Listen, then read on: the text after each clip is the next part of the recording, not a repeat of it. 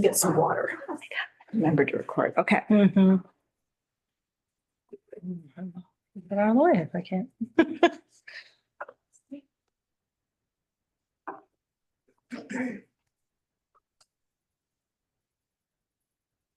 We're walking in. Okay. We will just get started here in a moment. We have a few more people walking in.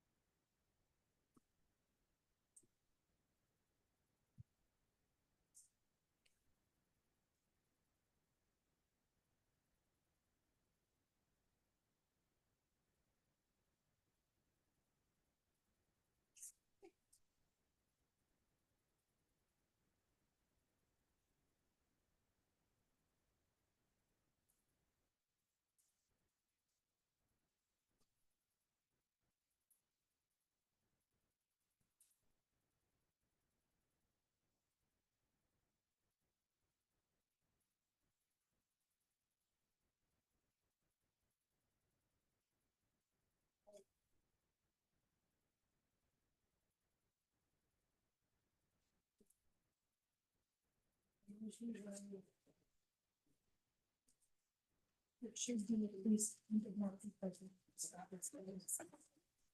These are pretty Yes.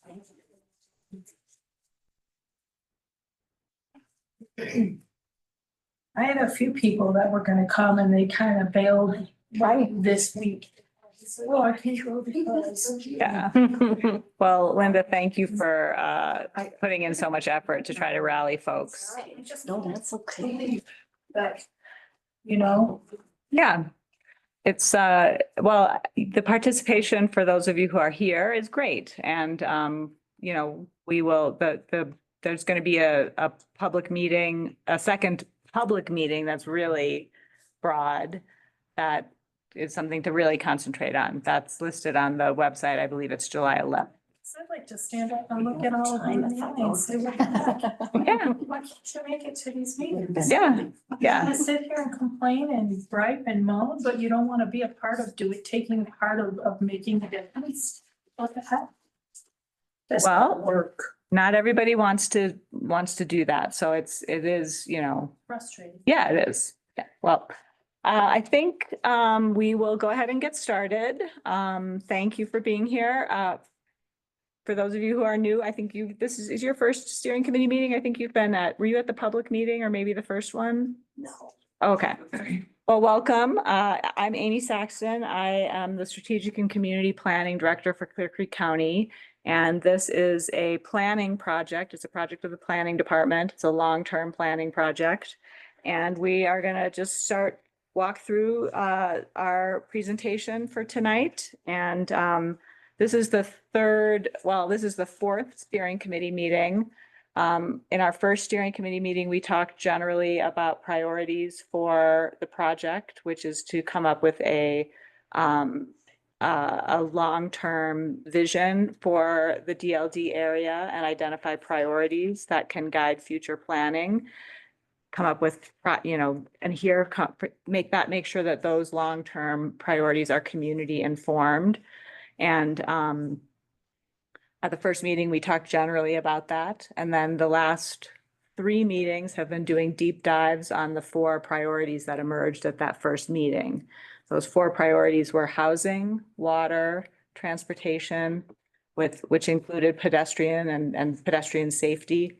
And then a 4th topic that was kind of a catch-all around community, which roughly divided into 2 parts, one around aesthetics and one around governance. And tonight we've had the conversations around housing, around transportation, and around community aesthetics. And tonight's topic will be discussing water and the governance portion of the community concerns. So that's the general gist of what we got going tonight. So we'll have another review of the project schedule and go through the material, and a topic deep dive means we'll present data on the subject matter and ask more questions of you as a community about the particular topic and seek more information from you. And then all of these meetings will inform a final report, a draft final report that includes the data that we've prepared and the insights from the community, your goals and concerns, and then some recommendations and guidelines that can guide future planning. So that report is the end result of this project. And after this meeting, at the next meeting, your task will be to start reviewing that draft report. Okay. I'm going to keep going here, Nancy. So this is the boundary of up on the screen here, and you can see I did print out some of these presentation decks if you want to look at them in print as well. This is the boundary of the project area that we're working with, in particular with as far as data is concerned. This boundary is the sanitation district, and it's also very similar to the census district for this area. And so what's good about that is that there's a fair amount of data available for this particular portion of the DLD area. This page describes the project schedule. The tasks on the left are the various elements of the project, and then, like you can see, the steering committee meeting has several scheduled events, and we are in June. Look at that. A golden rectangle has appeared on the screen. So June is where we are right now. So we have the steering committee in June. We're beginning to draft the sub area plan and start to do that work as a result of completing the topic deep dives with the steering committee. As always, being in the steering committee, we are looking to create a respectful environment of conversation here, even though it's annoying that people are not showing up. And our role is to be advisory to the BOCC and try to represent broad community interests and continue to encourage awareness and participation like Linda has been talking about. And so your guidance and comments are really what we will be using to inform our final report. So our first topic is water, and let's see, Nancy. Straight into Lisa's. We're going straight into a section that Lisa helped us prepare. Lisa, I'd love for you to talk a little bit about these slides and introduce yourself. Okay, hello, everyone. I'm Lisa Laban, Special Projects Coordinator and Water Resources Manager for the county. Nice to see you all here. Thank you for your time in being here. If you have further water questions, I can give you my card, or you're welcome to come in the office anytime. I'm in the little house just at the corner where you turned to get to this parking lot. And I wanted to start off with the way, instead of an aquifer, everybody thinks water's just all down there. I thought this diagram illustrated well what our water looks like up here. It's a mineral fractures that, as you know, we are a mining district, and this gives a good representation of had a creek in the middle, and it has a little well at the right, and a little house. And I thought that kind of shows you when you go drill your well, what you're looking at and why there's some issues on some wells. And some are 100 feet and some are 600 feet. Oh, Okay. Next slide. Yep. So, and then I wanted the consultants hired an excellent water attorney who summarized our basin-wide augmentation plan very, very well. We do lease water. We started, and it took 10 years and $4 million later. The county has a basin-wide aug plan that we can lease water. We lease water to Taco Bell and the mobile home parks and people that had a well, but not the legal water supply to furnish it, the water needed above and beyond what a household exempt or commercial exempt permit would offer. So everybody has a well permit if you're in this area, because there is no municipal system. So I thought I'd start there instead of starting at the big picture of the basin-wide augmentation plan. We have about 18 customers, including 4 county. We serve our own road and bridge, our own animal shelter. So we serve our needs too. But to start from here, if you have a copy of your well permit, great. It'll tell you your yield and the depth and all of that good stuff, and that's good stuff to know. And when you start if having any issues with your well, because the most important thing on there is the well permit number. So I want to give you a couple websites. Division of Water Resources, all water is controlled by the state of Colorado. And it's an adjudication system, and it's very, very complicated, but they have an awesome website. And the dwr.colorado.gov will get you to any well question you have is you can probably find if you dig around in there. If you don't know your well permit, there's another site that's similar. I don't know why they did 2 different sites, but they did, that you dwr.state.co.us. And then under tools and well permits, you can click to tools and well permits. You'll see it. It's a great page. And then you'll see go to the next slide. If you go to that one, you see, you can bring up a little map of Clear Creek County. Well, actually the state, and zoom into Clear Creek County. And there you go, there's DLD, and you can click on your well. All registered well permits will be on this map. And you can click on the green dot, and then that's what you get. If you click on that green dot, you'll get that well permit number. The well applicant may not be you. If it's not you, I would suggest you changing your name because it might be a previous owner. It gives the yield and the well depth. And so that's the basic information from this page. But once you get that permit number, you can actually pull your whole permit up and get all of the data that you would have on your paper copy. So it's a great resource. I encourage you to visit that site if you have any questions about your well, because they really weren't funded until about 5 years ago. Now they're funded quite well. So they have increased staff tremendously and built this like beautiful website, but they're also out there doing enforcement and busting ponds and stuff.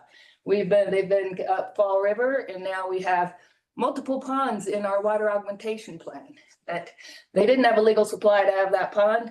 So their decision is pay the county to have a pond for the evaporation problem and or fill their pond in. So you will hear of some people also filling their ponds in. Like on Bard Creek Road, the guy that was on the left just outside of town. You'll notice he has a new flat lawn instead of a pond. So that's kind of what's happening there. We only do ponds on a year-to-year lease, but we do wells like Taco Bell on long-term leases. So they have a long-term water supply. So that kind of covers what I wanted to start with, because that's Water Well 101. Something I didn't know when we bought our house 10 years ago, we moved up here from the city. And it was about 2 years after we moved here. We kind of stumbled onto all this for a different reason that I won't get into here. But I was told by these wonderful folks that you need to apply to put this well in your name, because if you don't, and the well breaks, you can't fix it. You cannot fix the well if it's not in your name. So look on this if you don't, and make sure that the well's in your name. If not, apply. It takes a good 6 to 8 weeks for all of the paperwork to go through once you apply. So if you have a broken well and it's not in your name, You mean if you have to re-drill it? you can't do But- anything to that well. What about if your pump goes out? You can't touch the well from what I understand unless it's in your name. Okay, well, I'm the original person that Yeah. got it anyway, so. Our well was on, in the name of, do you remember Anna? Somebody named Anna? It was like 3 owners ago.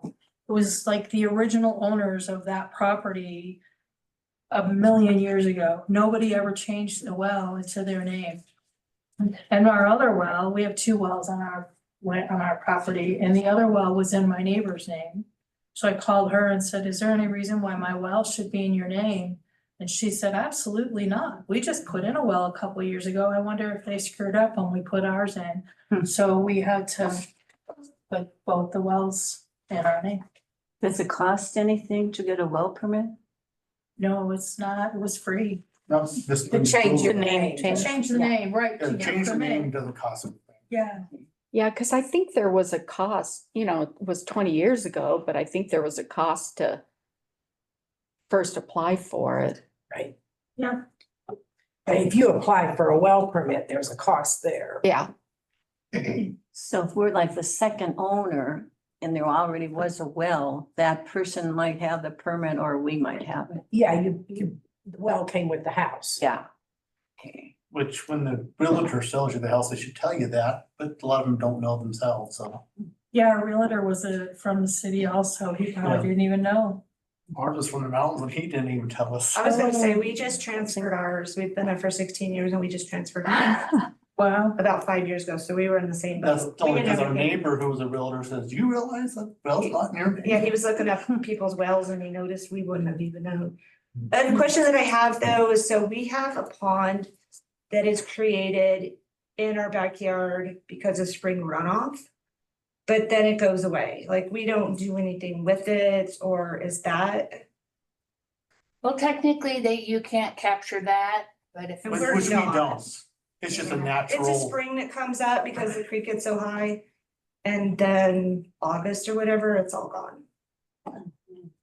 So where does that fall with the? Because we're not holding water, we're fine. Well, I don't want to answer any legal questions, but it may or may not be, depending on the circumstance. You could call the division engineer Yeah, and it's however CDOT, when CDOT moved the river over, that's what was left. But you don't use the pond. No. No, we It don't just use it. sits there. You can't help that. It just Natural fills up with spring, right? mosquitoes is what it If does. so- CDOT put it there, then it's probably a legal water detention or retention area, so I wouldn't worry about it too much. We have a couple of natural springs in our yard. Both I've got Sally some in and my I, yeah. yard. And they spray them every springtime. There's They one on come the up. road up by Charlie's place that pops up in the middle of the road and. Yeah. In the spring, So- they come up and then they go away. Lisa, I think this is your slide as well, Yeah. talking about the augmentation plan. just wanted to briefly summarize our AUG plan.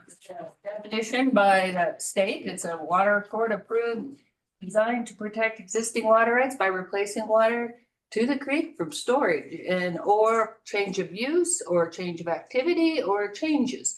So basically, it's a water right that you have to apply for. And if, for example, you have a pond on your, and you could apply for your own AUG plan, but water court is very, very expensive.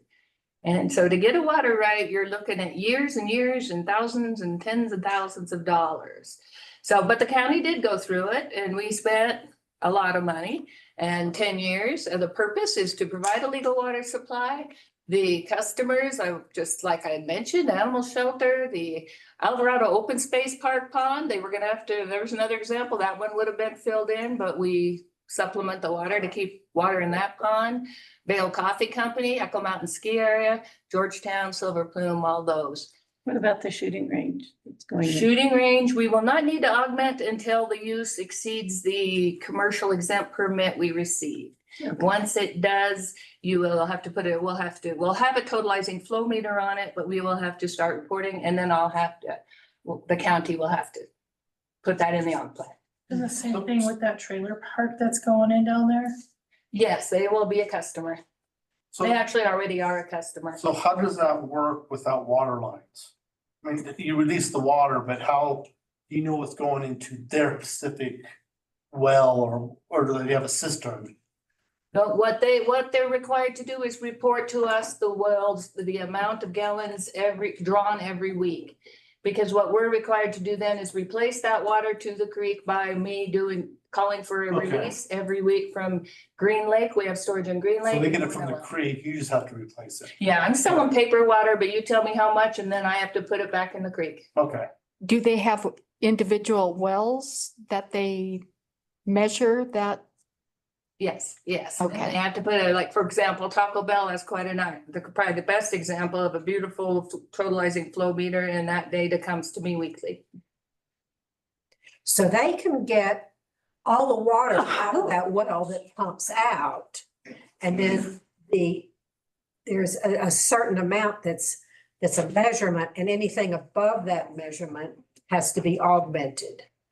So that's the water coming out versus the water that they have to pay for you so that they can keep using that well as much as they want. You can legally pump the amount that's on your well permit, and it will say maximum pumping. Most of them, household use only, say 15 gallon a minute. And that's the amount of water you're legally, but think about the enforcement of that. He's not gonna be knocking on your door asking to see your water meters every month. That's a level of enforcement I don't think you'll see for quite some time, but someday we could.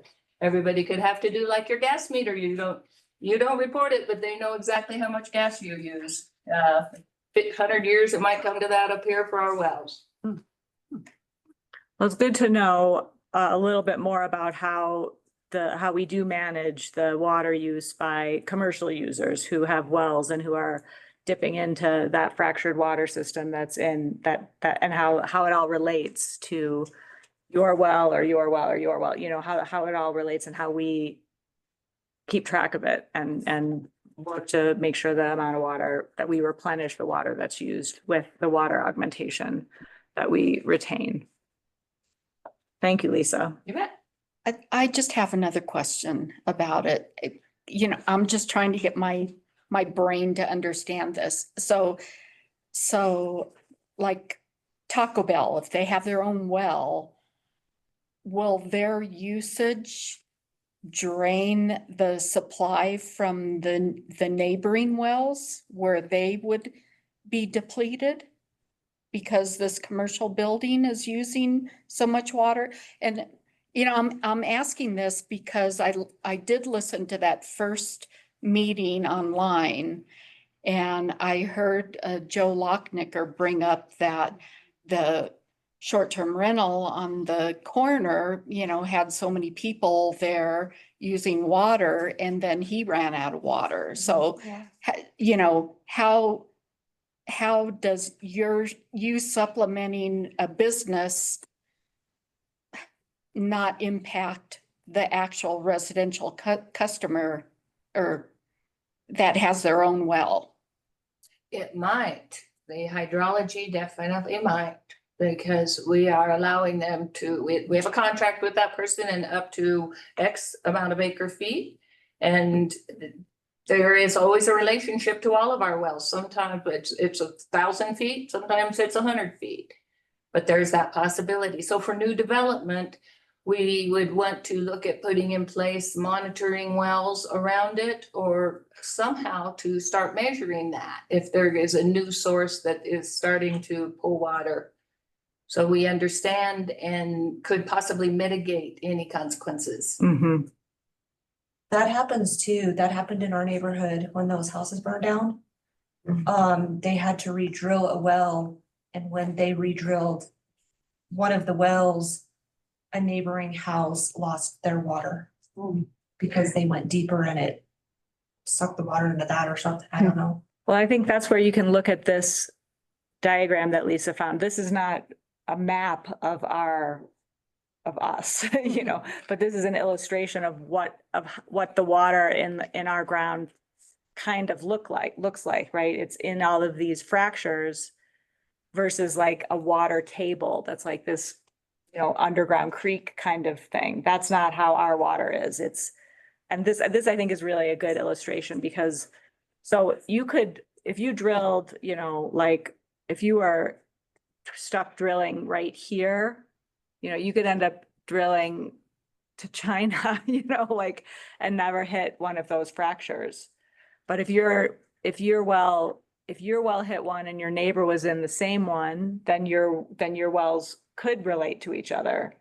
The way that's what I'm interpreting from this.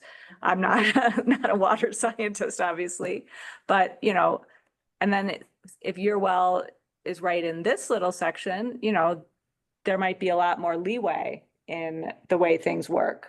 And so I think your question is a good one, but we aren't going to be able to look underground to see what is actually there. And that's why Lisa mentioned the monitoring wells, especially for a big user, right? Well, I, Who you has know, a I would think predictable that use. a big user should have some kind of a storage, you know, where they can, you know, like a lot of people have around here, they have their tanks that they pump out of and, you know, if they have their own storage and you're leasing that water to them in that storage tank, then it would not impact the residential Or pull it customers right off the as creek. much. Since you're putting it back into the creek, why don't they pull it right off the creek and that won't affect any of the wells? They can, actually. We had an irrigation system down at the Game Check Park. That was an infiltration system in the creek itself. The Black Hawk Water Treatment Plant at it's Hidden Valley down there. That's an infiltration system right in the creek where they pull that water out and pump it up and over to Black Hawk. So that's a common system. But You it, have to have the water rights to pull it out of the creek, for sure. That's where you get back into going to water court and claiming, buying water rights. Well, that's what she's saying though, if they pull it out of the creek and they're monitoring it, and they pull out 50,000 gallons, You're they're paying you to put that 50,000 gallons back in. Yeah. right, rather than have it be a well in the ground that could Right. potentially affect all the neighboring wells. well, and Um, oh, go ahead, sorry. I just had a question that's off topic of this. Okay, before you ask that, I think the complexity and the solutions about commercial water use, the water augmentation plan, one of the main things I think we wanted to get across was to share a little bit more information about how it all worked. And I think the weaknesses, there are some risks and some challenges with how commercial water use works. And that's the type of thing that we would note in this report and note as a community concern that we could look into strengthening our systems, like monitoring for commercial water use, heavy water users. And share information either in this report or after the report about what kinds of opportunities there are, you know. Things like using the creek, that's not gonna be able to, it's like everything in moderation, you know that phrase, you know, you can't use one thing because that's gonna cause another consequence upstream, not to use the water metaphor, but it's, yeah, so I think this is very helpful, and your questions and concerns shed a lot of light on the type of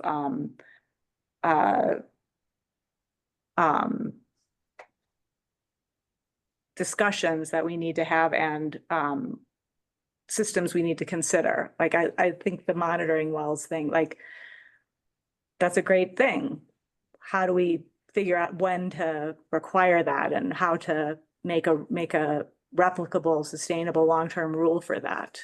I think more importantly, it would be nice to look at how we can have businesses or new businesses not impact our wells, rather than, you Or know, new because you're development. replenishing the creek, you're not replenishing our wells, we're not getting a benefit out of that, we're losing still. We're in a lose-lose situation.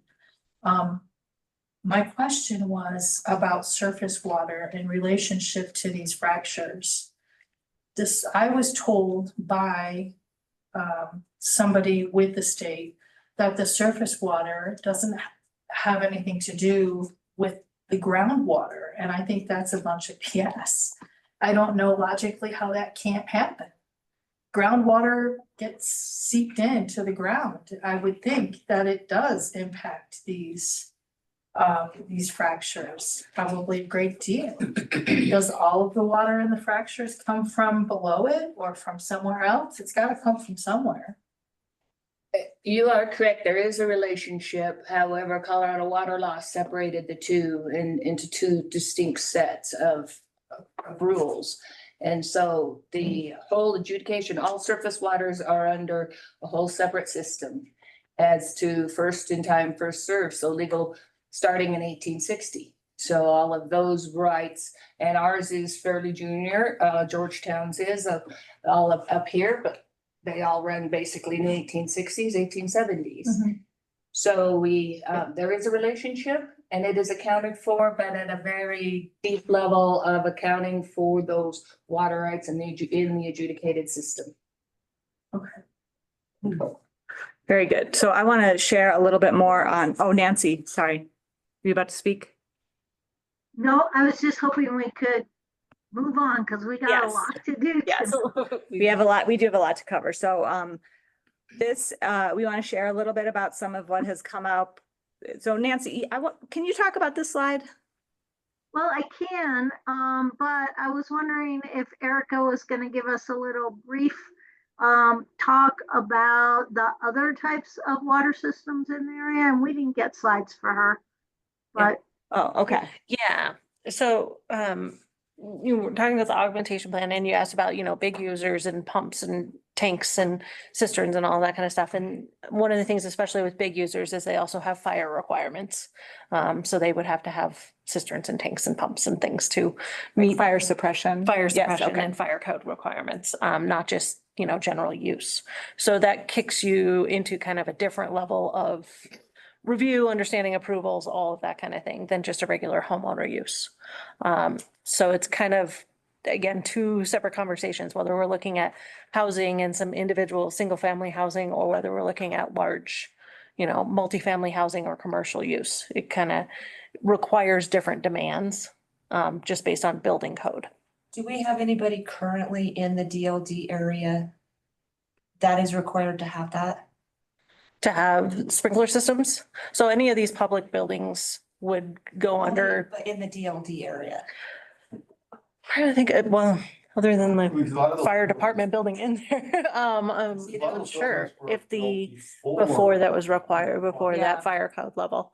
So no, I'm not sure. We could check into their, building permits and building requirements. Any Maybe home over storage. 4,400 square feet is required to have a sprinkler system. Yeah.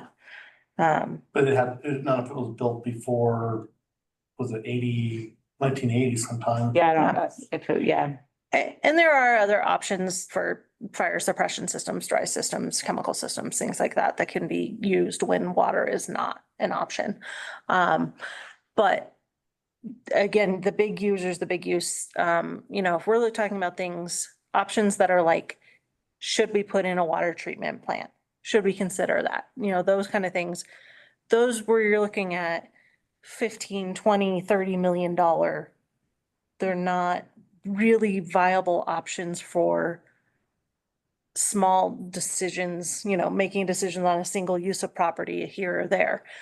It would be an entire system-wide decision. Otherwise, it doesn't make sense to go to that level of even piping or connecting. So looking at, Empire or Idaho Springs, like, oh, could we connect to those systems? Even just putting in the tap and the pipe and the fees to connect 3 miles, to the closest properties, you're still looking at the 5 million plus options. And that's if they have the capacity and they are willing to do those connections. And then you're looking at the whole infrastructure of putting in the pipelines, putting in the maintenance, putting in everything, having to cross I-70 at least a couple times. If you did that, the price of water would, Yeah. because you're gonna be out of district then too. Yes. So your water's gonna be 2-3 times more than what Idaho Springs pays. Yeah. Right. And So it's, I and you're moved paying for away the from water, you're Idaho paying for Springs things. because their water bills were getting outrageous. And Right. they use that as a money-making tool. And frankly, I think they try to get money from their water system to get around Tabor. I think when they developed the water treatment plant, they expected more development before now. And so it's more than what Idaho Springs needed.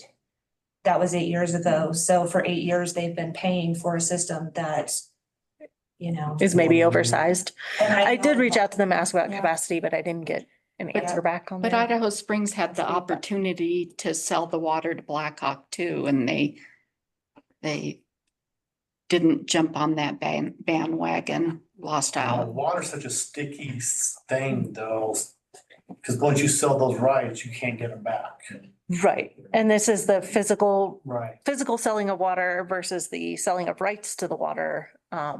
That's where you get into those, because that's what, with the augmentation plan, the new, a new new rights is so junior that they're not going to be able to get that for the economic development. So that's what the augmentation plan comes in, to give them the rights to that water, because otherwise they wouldn't have those rights at all. So you'd be looking at no development sort of situation. So it's that twisty balance of, we don't want to sell all of our physical water, to some developer doing something, but at the same time, if there's water available that could benefit the community by, a daycare or the items that are identifying, is it worth getting that water to them somehow? So, Could I bring up two things? I'm not looking for an answer. I would just want to make sure everyone knows this. There used to be a little stream going right through Dumont Cemetery. And it's gone now. It's blocked off, and I believe a raft company might have the water rights now.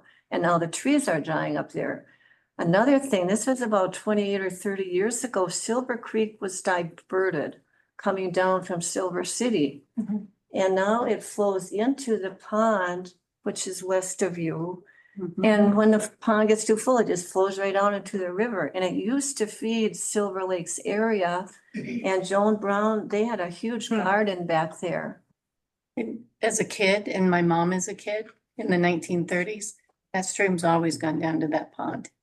When I was a Got little kid, diverted, Deb, I know that. and so I know that pond, that I used to skate all the way down it, but my mom would go over to that pond, and that's where my aunt learned to swim in the 30s and all that. So that stream has gone there before Joan Drury's.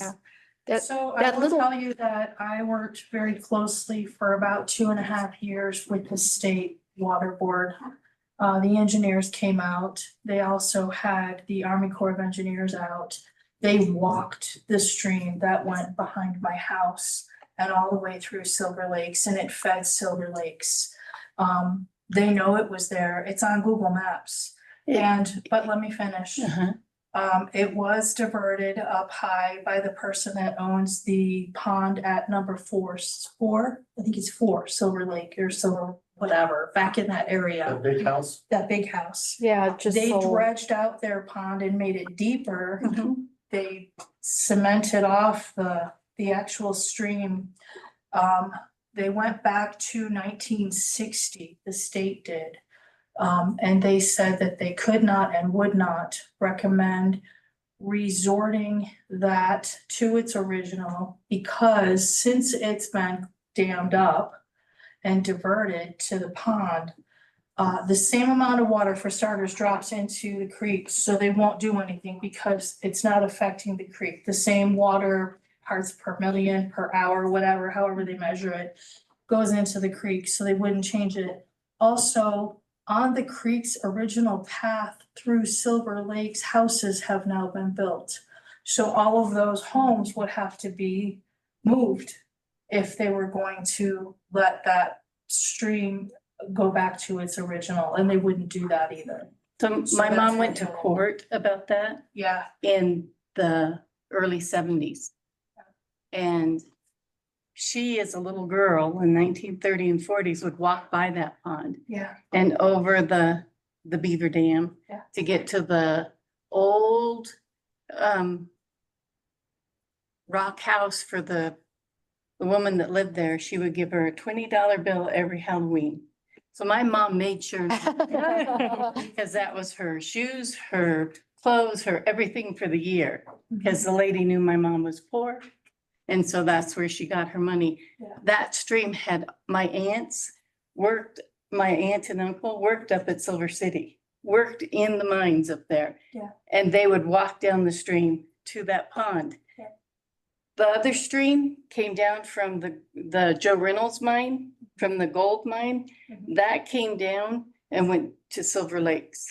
It's dammed off now. So, but that wasn't done by the people, by Chris Janowski or who put in No, that the house. person that did that ended up selling the house. He moved out I know quite it. some time ago. That's Janowski, I still keep in contact with him. that house.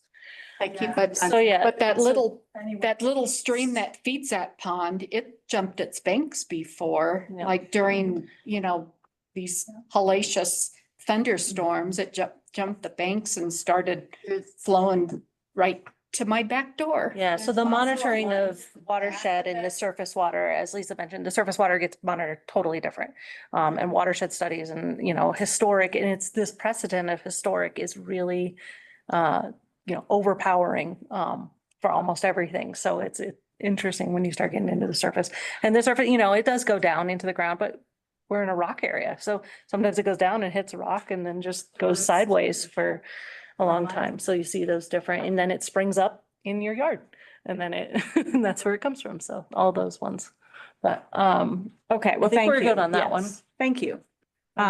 So that's great.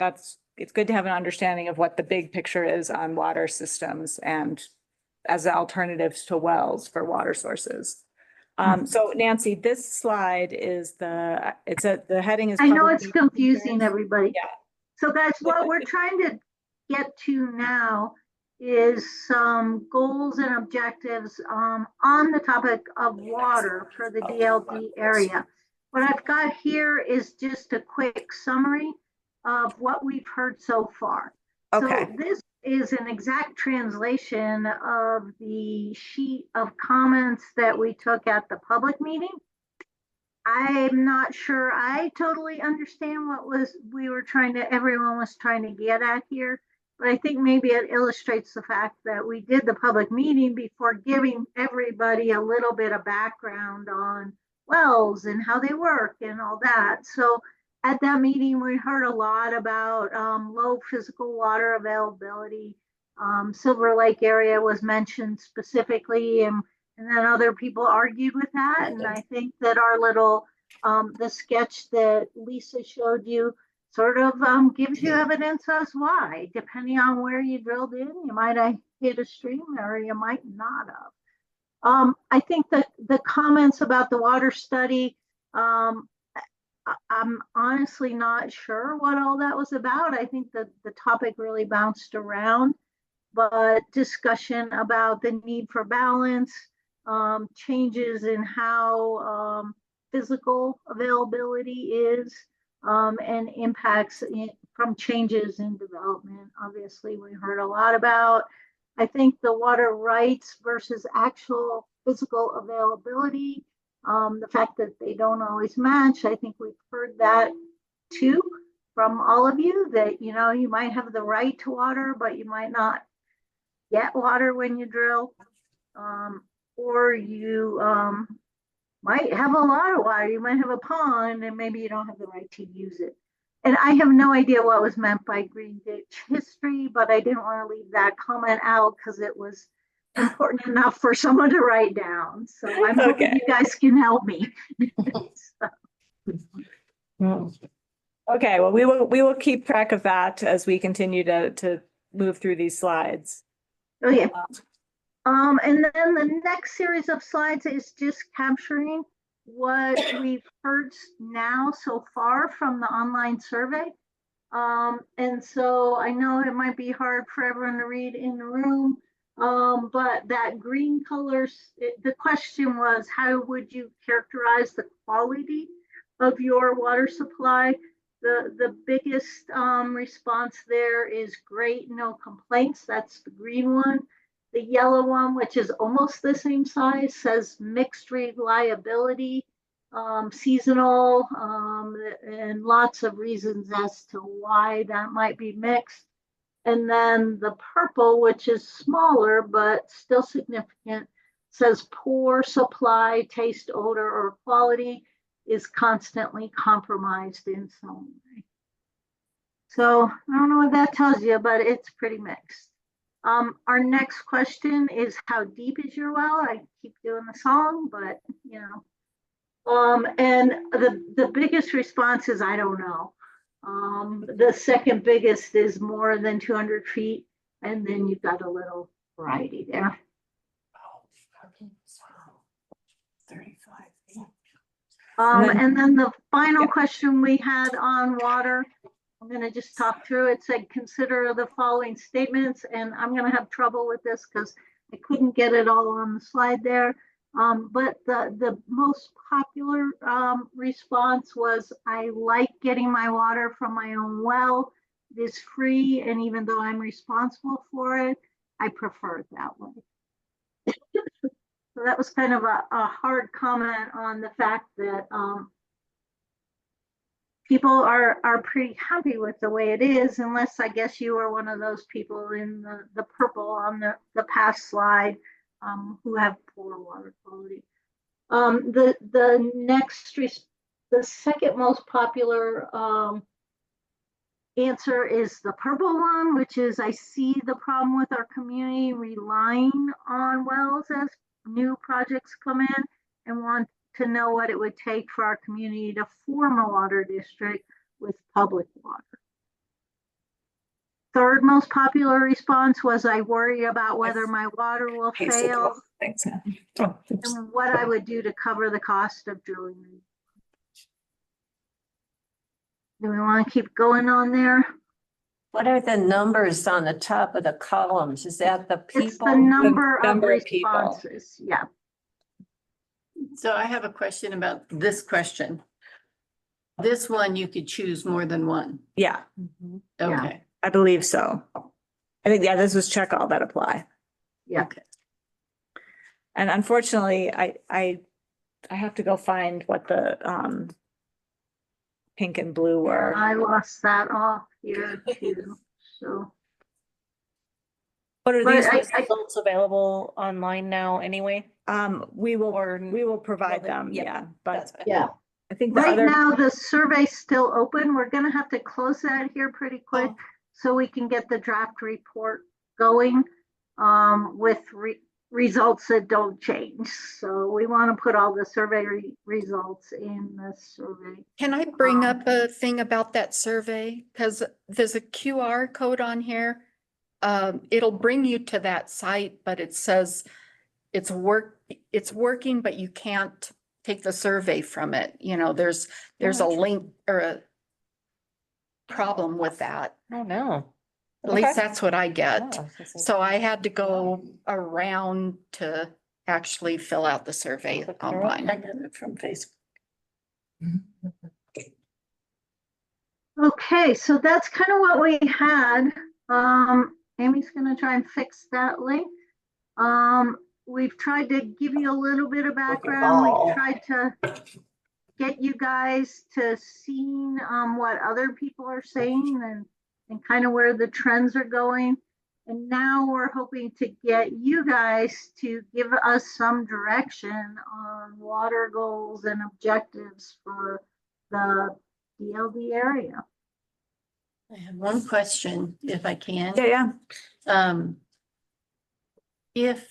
Is there any possibility of the county or the state providing water testing for our wells to say if the water's good or not? You know what I You mean? mean the quality of The the water? quality of the water. Mhm.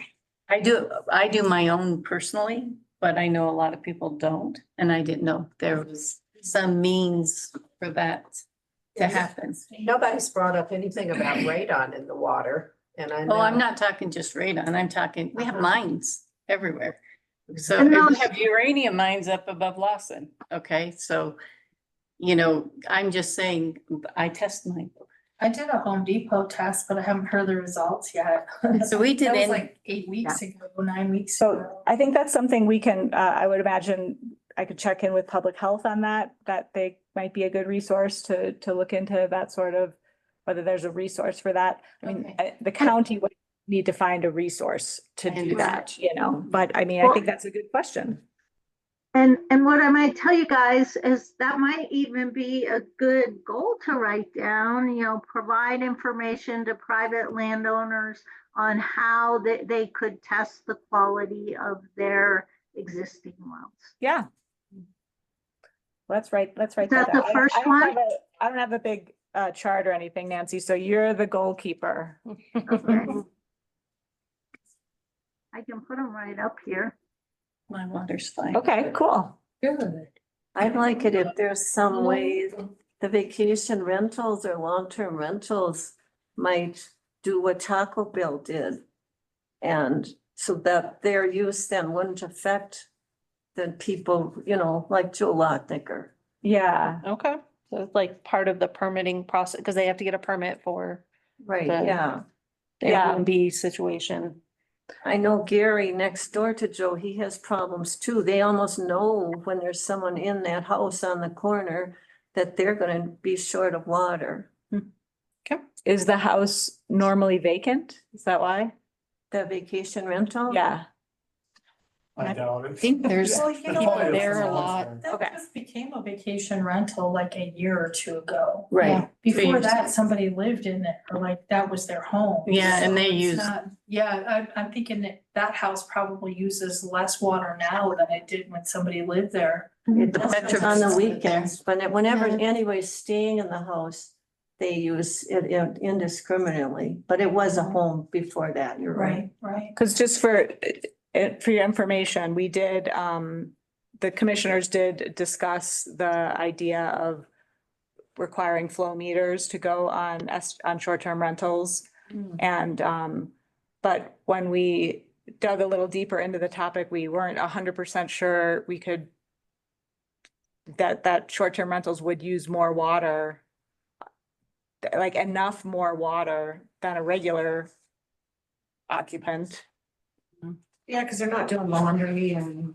Yeah, That's just what we do. and just, even though they aren't going to use it with the same care that their own home might be, would their water use be so egregiously sloppy and like, and to require flow meters and then we have to have a monitoring program. I just, you know, we just weren't 100% sure that that was, that we had the data to support that. So Well, I we weren't suppose willing to leap to it right then without really studying the question a little bit more. it might, like that short-term rental that's down by the bridge, over by the post office. Don't they have a hot tub Yeah. down there, so. A hot tub, yeah, I mean, That so one. I think the flow meter question, yeah. Every night. There's a hot tub at where Sean McElroy sold his home and it turned into a vacation rental. And there's one right across the street from him. Yeah. So I mean, I think that one question I think that is do short-term rentals use more water than a regular home? And I hadn't thought about the not doing laundry and probably not watering the grass, but Yeah, filling the hot tub. But we with- used to have a hot tub and we filled it like one time in the spring and Right. that was it for like Yeah, until yeah. fall. So I don't think they would use that much water. but it's a fair question and it's a fair concern, especially if the Lochnickers are experiencing some correlation, right? There must be. But- Yeah, so. Like in Joe's case, his only option, if he wanted to lease water from the county, would be to pull it out of the creek then, because he can't pull it out of his own well unless he drills it deeper. Which, And even that's And that may guaranteed. not do it either. yeah, And would he even get a permit? How does that work would that be a question for you? Are permits available for existing wells? If Joe said, hey, my well's not working anymore, I need to punch, go deeper.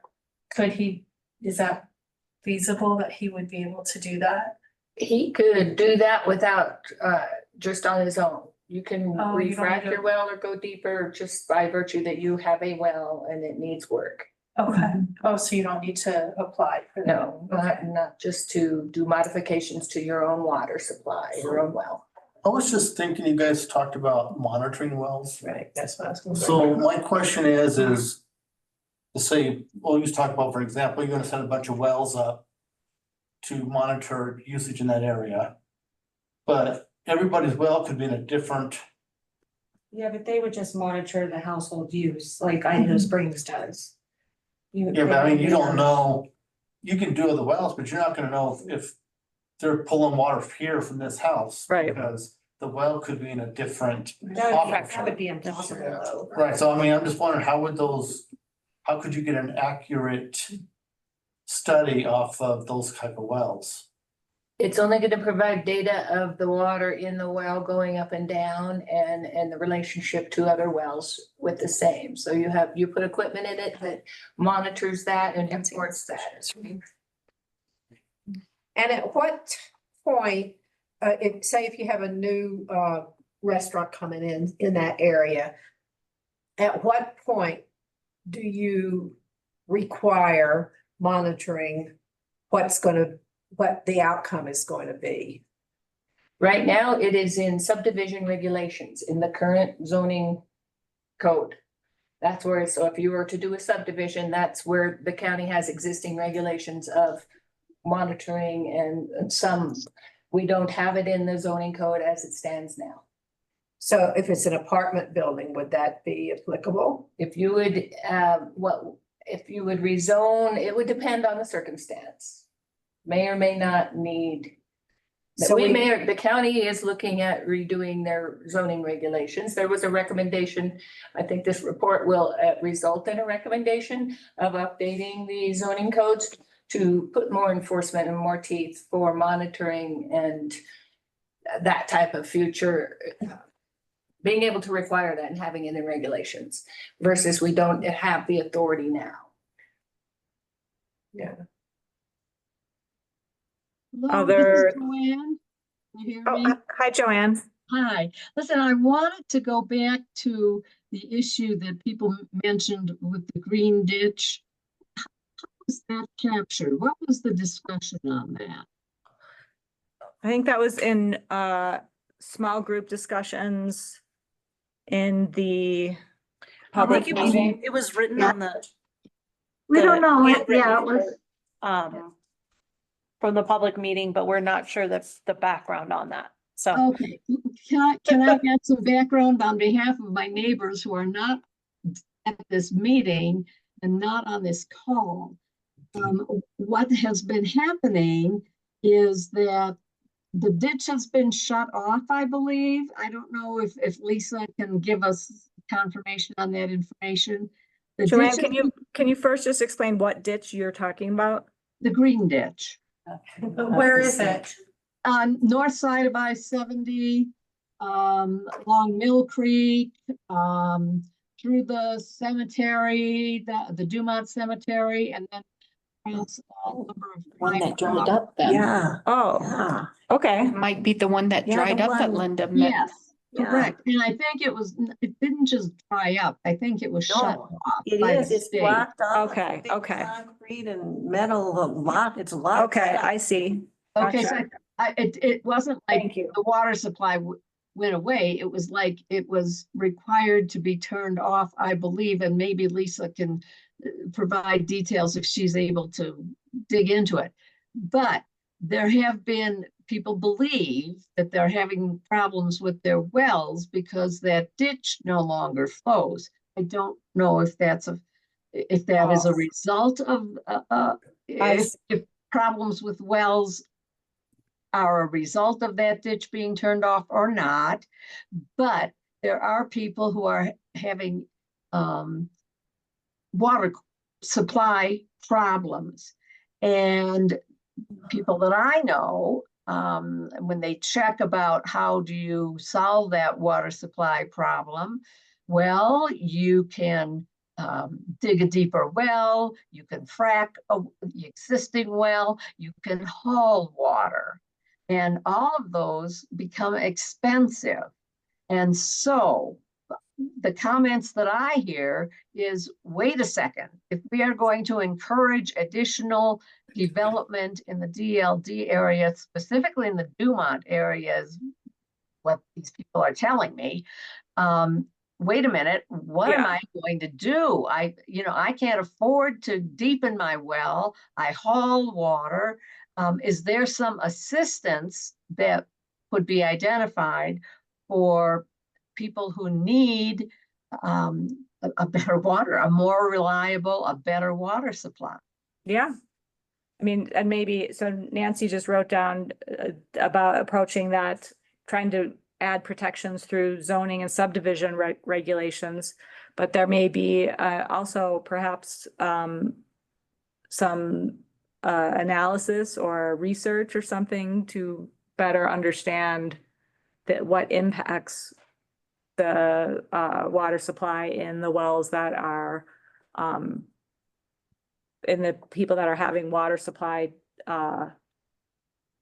challenges, you know, what. Right, people who study have it- existing wells who to have- determine if we are really experiencing a significant Yeah. I water mean, supply problem. it may be Yeah. that the people that are having problems, it can be, the cause of the problems can be identified. Maybe it has to do with their well, maybe it has to do with, you know, more of a difficult to find problem. I don't know.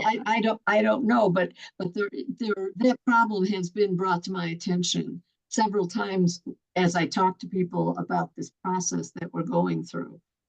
They are very concerned about increasing development that will require water when right now they have water supply problems. Yeah. So I have a question, because when I have went to meetings at the state level, they still talk about us being in a drought. And even though we've had high snowpack this last couple of years, it doesn't make up for all the years that, and maybe these wells, it's just kind of a Drought. domino effect Mhm. because of those droughts. So this year and last year and the year before did not fill these wells like we had maybe in the 80s or 70s. So we're looking at our summers are getting hotter. We've got this wind. We've not had rain where I'm at for weeks now, since the last snowstorm. Yeah. You know, so Denver's gotten rain. But I think it's more than just the STRs and the businesses. I just don't think we're getting the water down in those fractures and like we used to. Yeah. I think, yeah, that makes sense. That's true. That's a fact. But understanding the explanation, understanding the cause, but dealing with the fact that we're going to have homes without a water supply. I think we have to face that issue and determine if there's anything that we can do to assist people who are having difficulties with their water supply. Some of them are older, they're older properties. The cost of improving that water supply is going to be prohibitive. Yeah. If I'm talking about the green ditch now, and if it was a raft company that got the water rights, can the county then undo that and get the water rights back and replenish that ditch again? No, that was a state decision. I don't know the details, but that Is it for sure a water rafting company? Because I have not heard that. I heard that they were on the abandonment list and they technically abandoned them. Because I thought that's probably the ditch that fed Marianne Bohannon's That's house. right. Yes, And, yeah. and, you know, Dan and Devon said that, I think it was Coors that had the water rights, even though Ray, you know, the grandfather had the water rights before, but how do you get enough money to fight Coors? Water You rights. know, so now, you know, I'm really not sure what they do for Water water. rights to the creek, to the water in the creek. Just No, to All the that water ditch that goes through the cemetery, because See, that's where that's, the issue comes in. That's why when you said Idle Springs backed off in Blackhawk, is once those water rights are sold or whatever, you don't get them back. Which is why Idle Springs probably said, yeah, but, we ain't selling our water. well, Ray didn't sell his water rights either, Right, but right. Coors kept on saying, well, they're mine, and, you know, Right, they, which that's a different issue. you know, but so yeah. that's big corporation like the Right. government that you're trying to Really fight. into depth with. Vancouver still didn't use that water except. Huh? Okay, so we just added that, investigate measures to assist homeowners experiencing well issues, as well as studying the underlying causes as goals and objectives to add to this, wrap up for this topic overall. What are some other goals or objectives that you can, that are on your mind that we would want to include on this list? I think, guys, I know the answer to this one, but previous comments, we had heard people wanting to investigate developing a small water system for DLD, but I'm sort of hearing not interested in that at this point. I think it's cost prohibitive. Right, that's what I was gonna say. So, and I can give an example that we're working on right now for a national park, with about 1,500 linear feet of pipe and 2 tanks. And just replacing those is $12 million. Yeah. And that doesn't include rights and right of way and all that kind of stuff. They already have it. So it's just the physical, Yeah. and it's not, it ends easy. up being like 3 campgrounds and a visitor center, and it's not a ton And of. there's upkeep. And then it's it's- not and easy then it's a digging. continuous thing. If the water goes out and it has a certain, it's not, doesn't meet the regulations. Idaho Springs gets fined. And we couldn't afford that, if we didn't. So, So how did Mill Creek do it?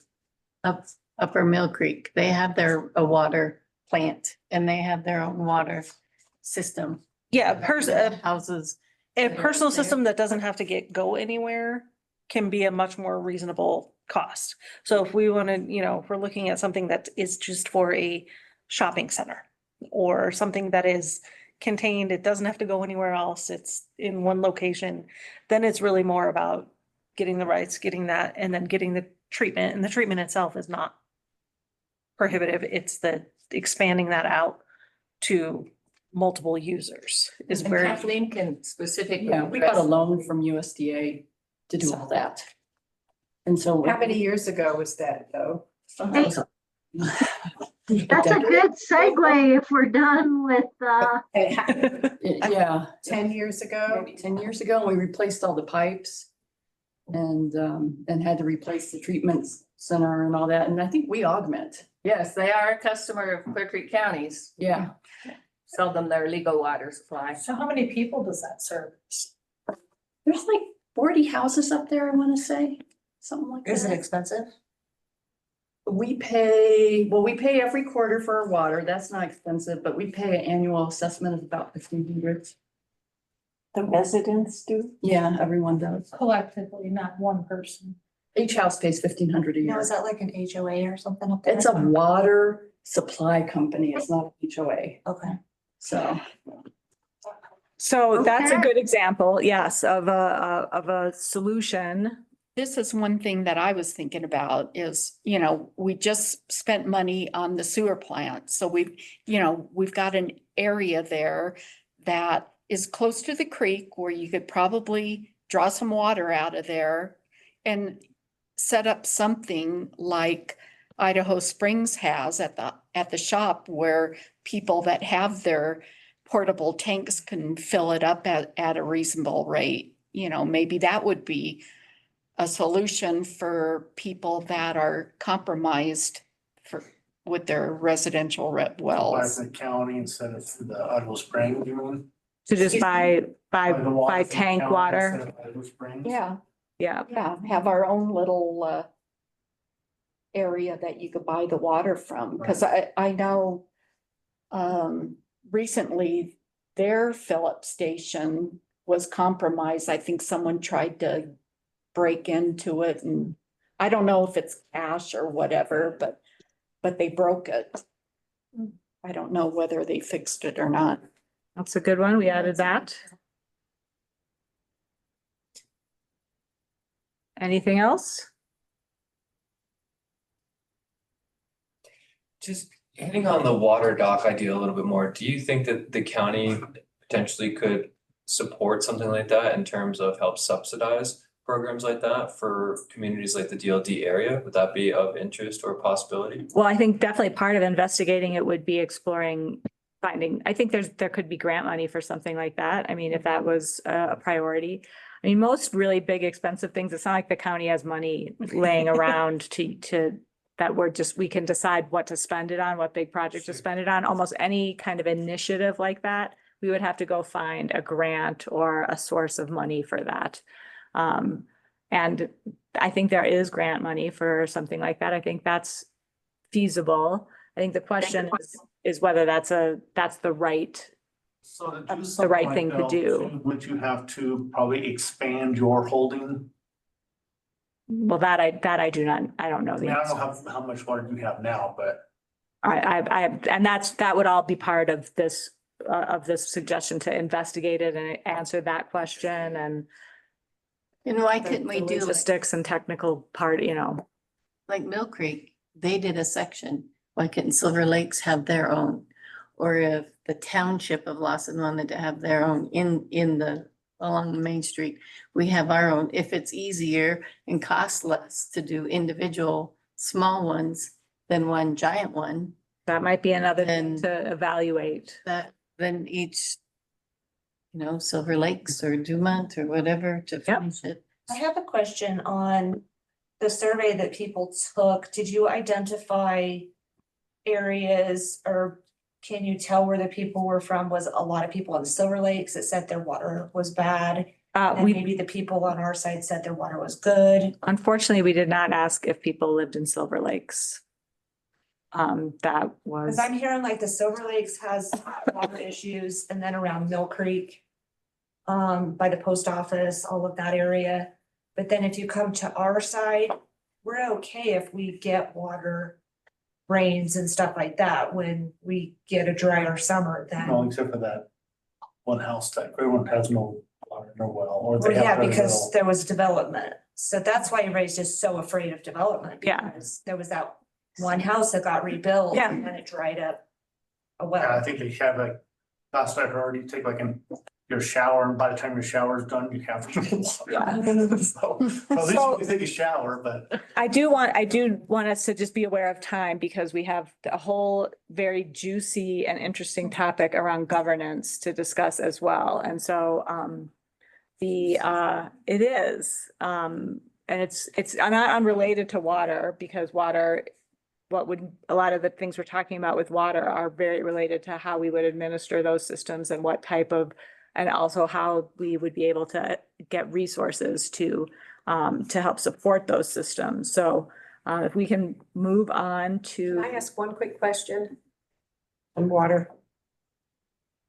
Just one quick. Yes. I hear a lot of different results on like history on different areas and what happens.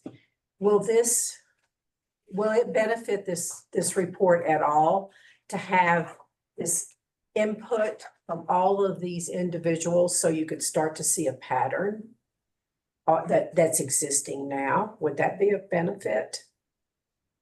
Maybe to provide more thoughtfulness for future development, the Just impacts to- that we've experienced. Just to say, here's a slice of time, and here is the community, and here's all the wells in the community, and here's some feedback on all of the status of all of these.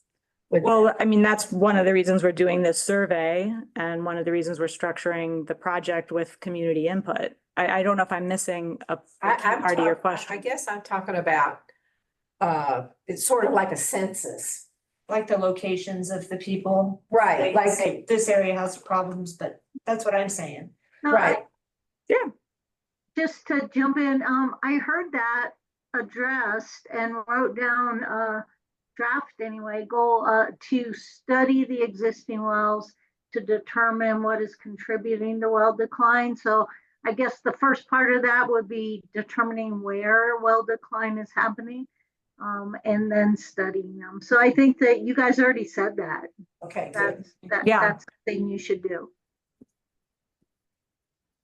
Okay, so I think that allows us to move to our second topic, which is to dig in a little bit to this topic of governance, which was one part of the general topic around community voice.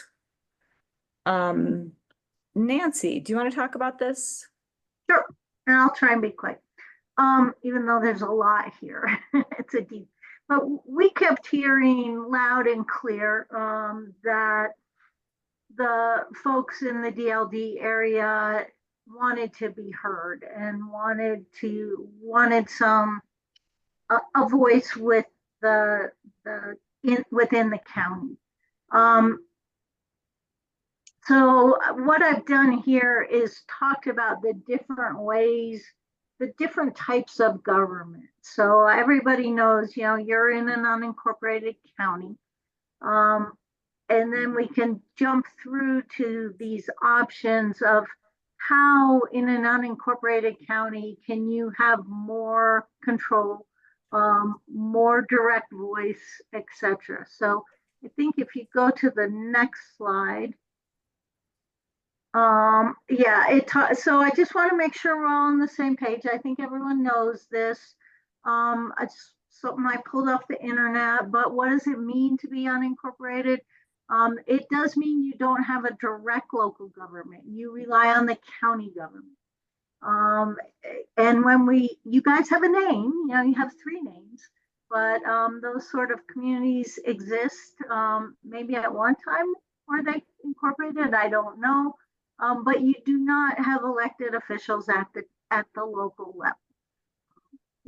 So you're part of the county, you're bound by the laws of the county. Why might someone decide to incorporate? I think you have a neighbor that just decided to do that in Keystone Resort. The neighborhood might wish to incorporate, so you'd have that greater control and autonomy. Locally, you would then have local police, trash collection, local government, zoning boards, etc. if you incorporate. So you definitely, as an incorporated town, have control over your finances, greater control, and this gives the town control over its tax revenues. They then can be used for services directly local. So just wanted to talk through that. Go to the next slide because I need to hurry through this. Incorporation is not easy, guys. Keystone, I worked in Summit County over 30 years ago, and Keystone was talking about incorporating then. So it took well over 30 years for them to make that happen. There is a lower level of government, though, rather than having an actual town or incorporating.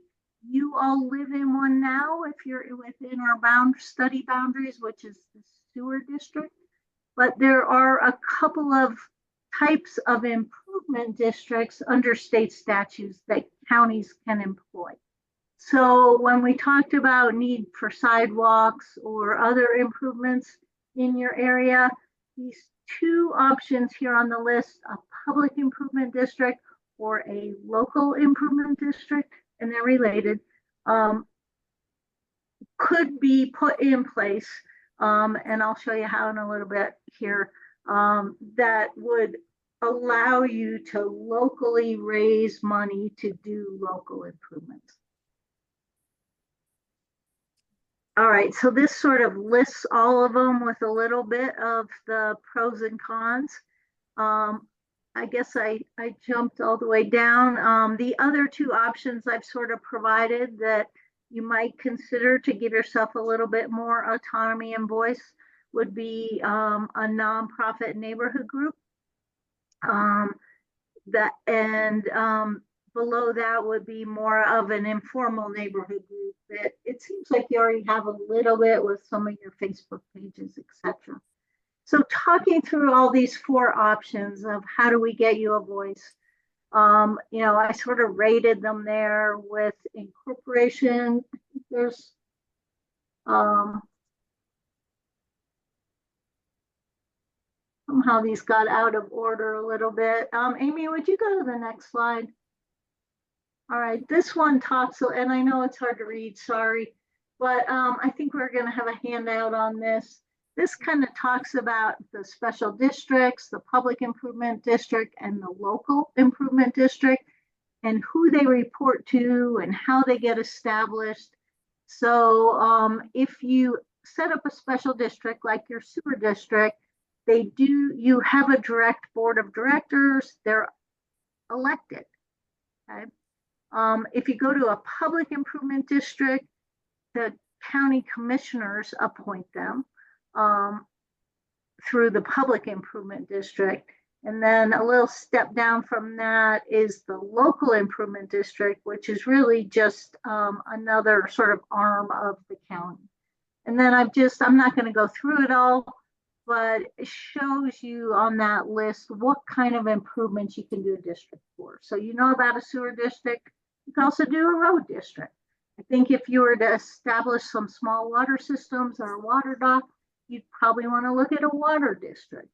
And then we can go further, but if you want to combine a couple of those, roads and water, parks, you'd be talking more about a metro district, which can do more than two things. So that's what we've got. These districts, if you pull down, actually do have the power to establish a mill levy, which is on your taxes, your property taxes.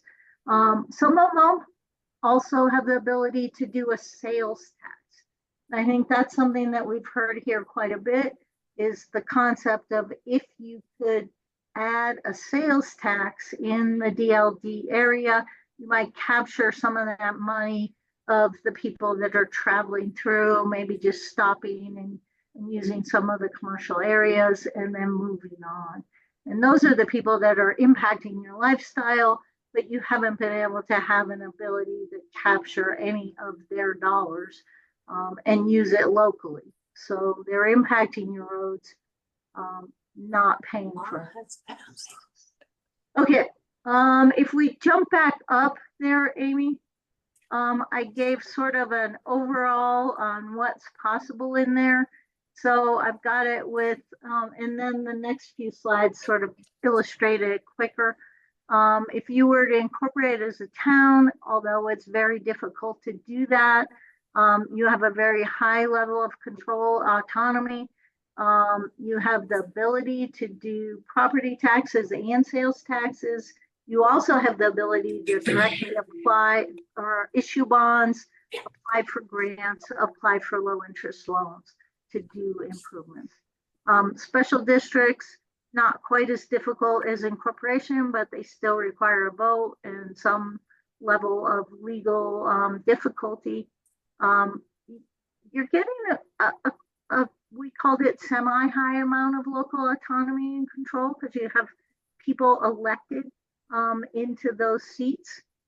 They actually do have taxing power, both property tax and some of them have sales tax ability. And they also have the ability as a district to apply to issue bonds or apply for grants and loans.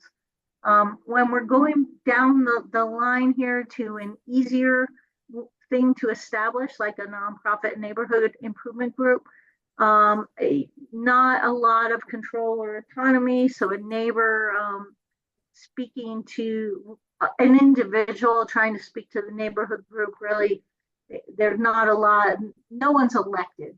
So not a lot of control. No taxing power at all.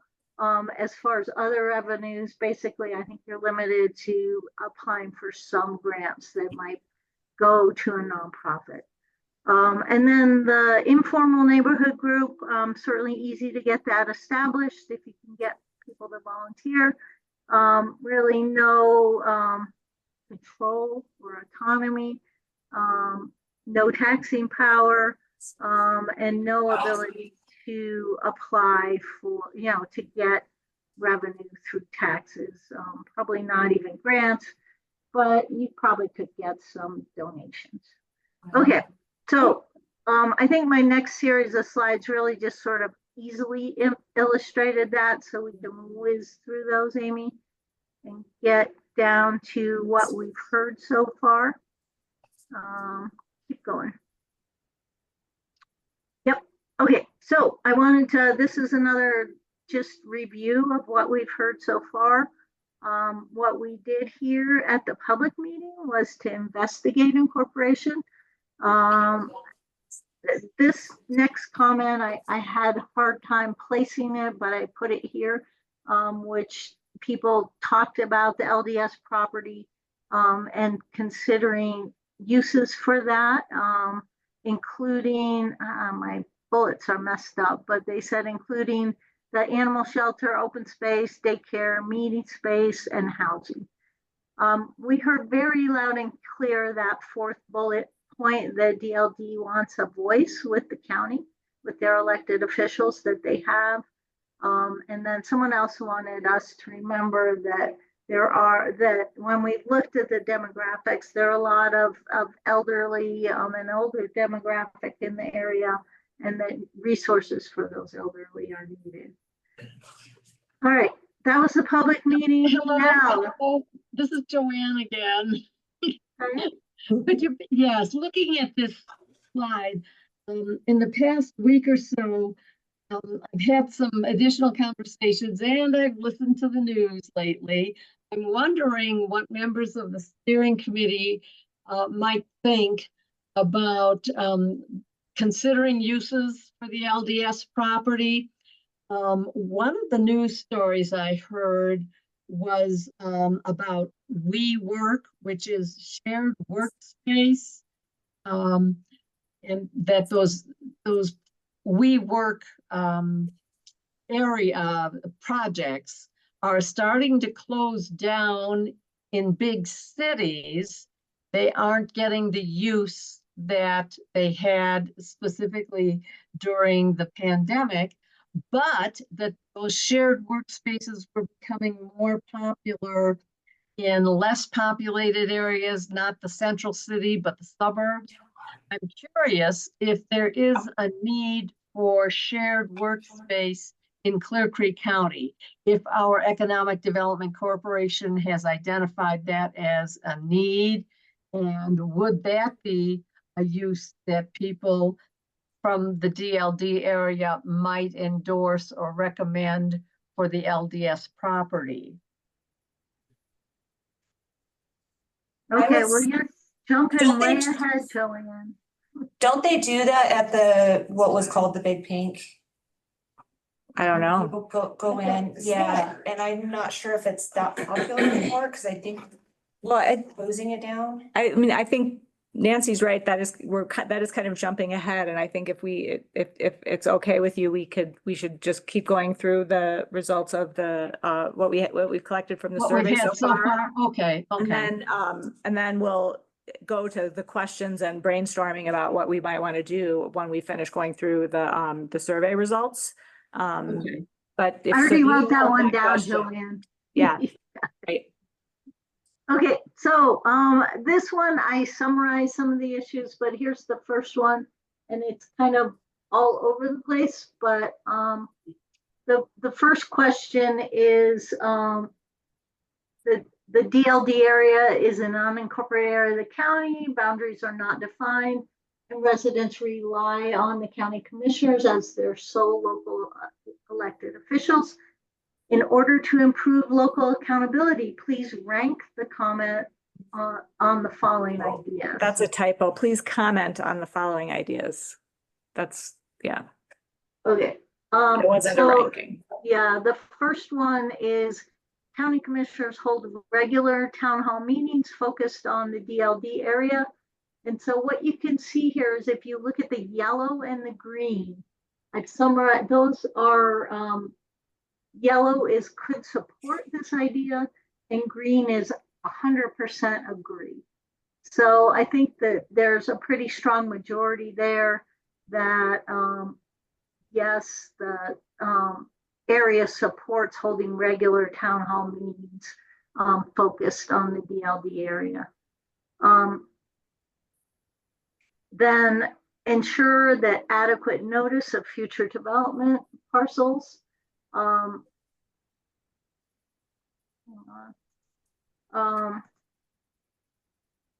know what, if you go to the next slide, Amy, it's a little easier and clearer. What I did was summarize the ones that were clear winners with Yep. so far with the survey. Yep, So that's that great. shows we had 71% could support for holding regular town hall meetings. Ensuring adequate notice of future development projects are delivered to nearby property owners. We had 86% of the survey respondents supporting that to some degree. Prioritize establishing a community meeting space in the DLD area. We got 73%. And then the last one, that was a clear winner, was establish a volunteer informal DLD council with regular communication with the county commissioners and staff. And we got 75% on that. The ones that weren't quite as clear winners were consider the costs and benefits of incorporation. Really, that's pretty much the only one that wasn't a clear winner of those ideas in question 6. And then on this question, there were a lot of sort of free-form comments. So I again have summarized some of those that I thought people might want to see. So those are word for word what somebody wrote in there. Would be nice to partner with county leaders or even incorporate so we have a vote and a voice on what happens in our neighborhoods. This one's a little bit more. The next one says they've tried to organize without success in the past. It saying then it could be a great attractive county area.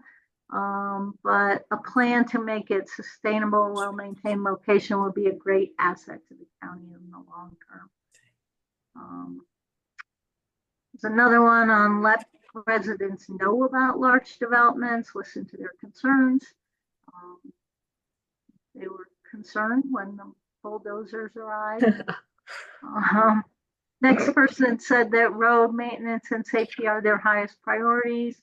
But then said, regarding governance, I would like to see a thorough explanation of the process of incorporation and its pros and cons. We had a couple in here about that, even though it was not on my clear winner list. And then communication and participation. And I don't know, somebody wrote taxes, exclamation point, exclamation point. Not sure what, I don't think they wanted more of them, but that's all they said. Makes sense. And then that is out of place. We already talked about that one. So I did rush us through, but I saved a half an hour to hear comments from you guys. And if you want me to share screen again, I can start writing them down. Yeah.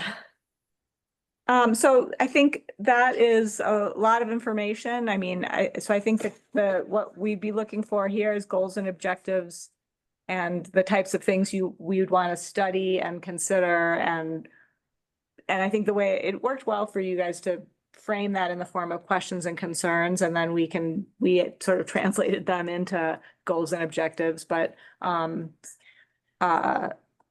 what's your reaction to the different options in terms of forms of governance, ways that the voice of the DLD community can be amplified, given a platform, provided with some agency? So do we know legal document state for Lawson, Dumont, and Downeyville?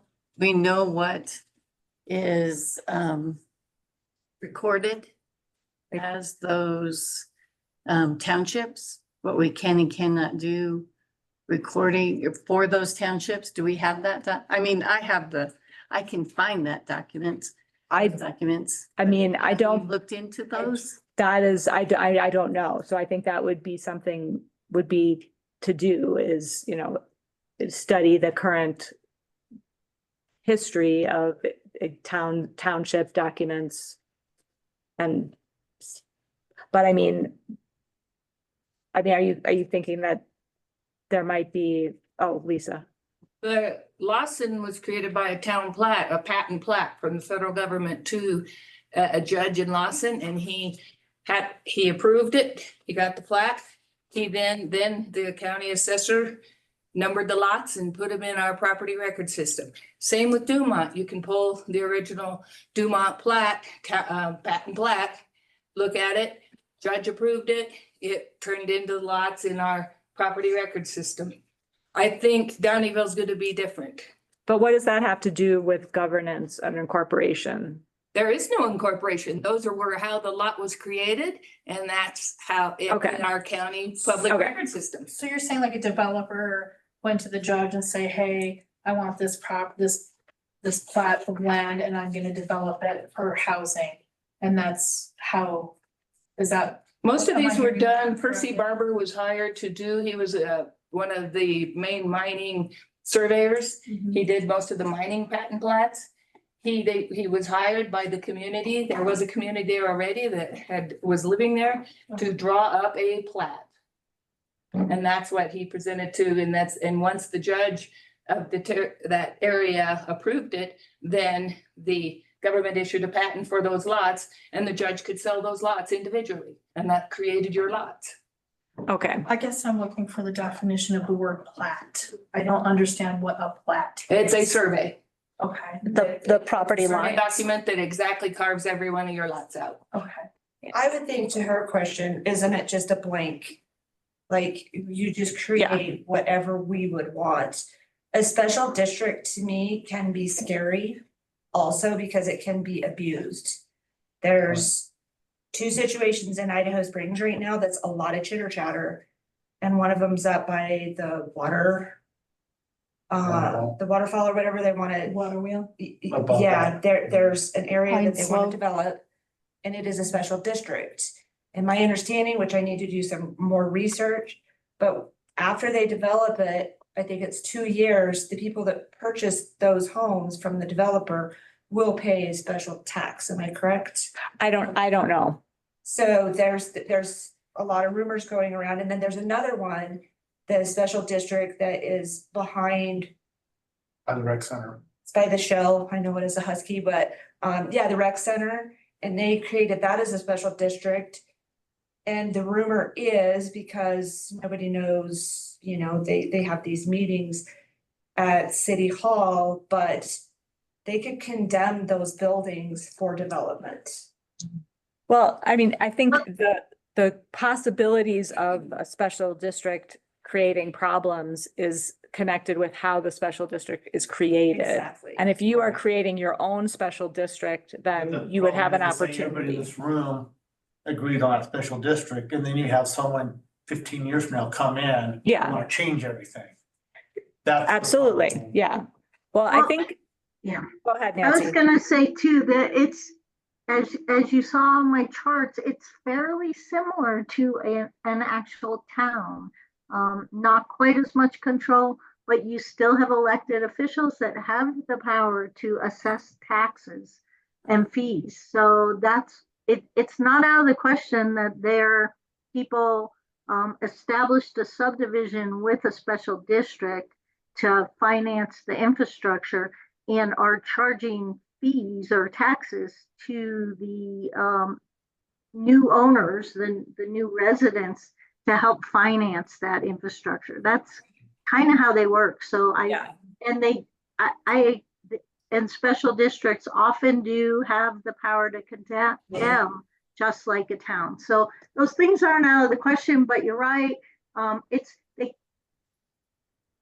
They can't just do it, but they'd have to work with the voters that elected them to their special district to There- So allow why that. not just go for a municipality then? Why not, if you're gonna do all that, why not just, that to me gives the power to the people, which I can tell you that there's a lot of people that aren't here. There is chitter chatter that they wanna do that.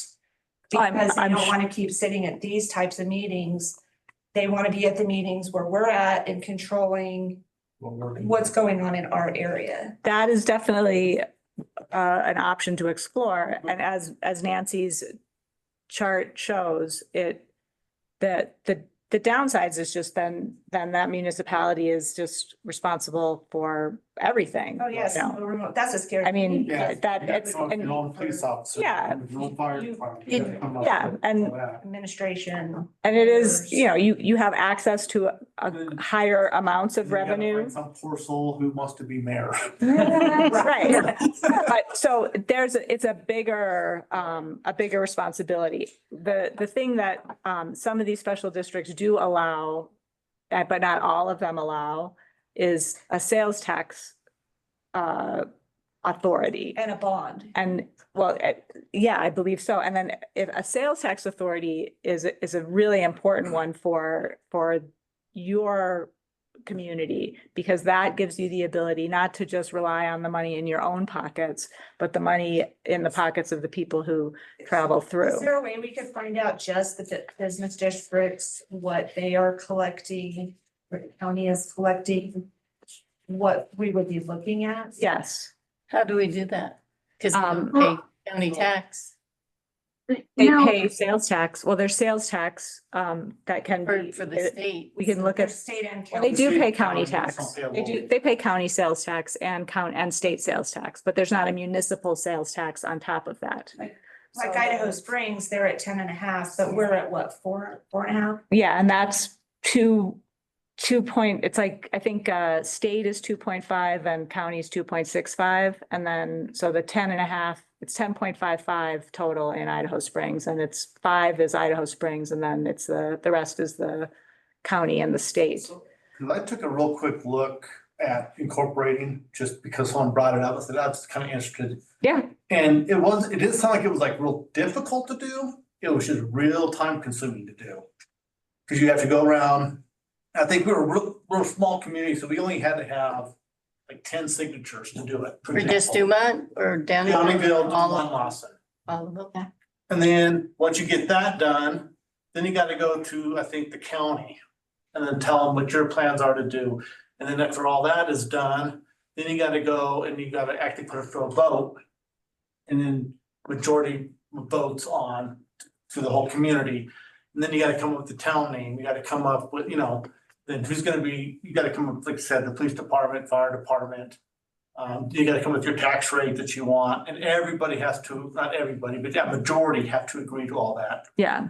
And I can't it really made it see sound like that. it would take like several years. I can't really see that, that Fire- people would really want an increase in taxes. Well, You the know. increase in taxes, cause I mean, this mostly would still come from the county because it's your property tax and all that. The only really increase would be the city tax, but most of that will be through the tourists, because you don't go to the gas station to buy bread and milk and all that. You're still going to Idaho Springs or Evergreen or whatever, unless we got our own grocery store, then you would be paying that more tax. But that extra tax would mostly come from whoever's passing through, going to Taco Bell, going to the gas station. Which we would need a bigger business district. Yeah, we would just need something We bigger for just have a that. few. Which will impact our water. Exactly. So, Yeah, So, but that, it's a question, and, Right. and it takes, some study to evaluate, what is the cost benefit analysis, the added development that in a lot of ways, might be needed is part of the question, right? So Like, is the county wanting the kids to start taking care of themselves? Is that what's happening here? no. Well, I mean, Like, if Our roads and. the, I thought I heard that the kids are growing up and kind of want them. well, I mean, it's not really in the county's interest for Cause they would. incorporation, because we would, well, it's not about control, it's about we would no longer be able, that property tax would be removed from our revenue and would move to you, Okay. so Okay, I thought you guys still kept the property tax. I think Well, the county still keeps. some of it, I mean, there would be a loss.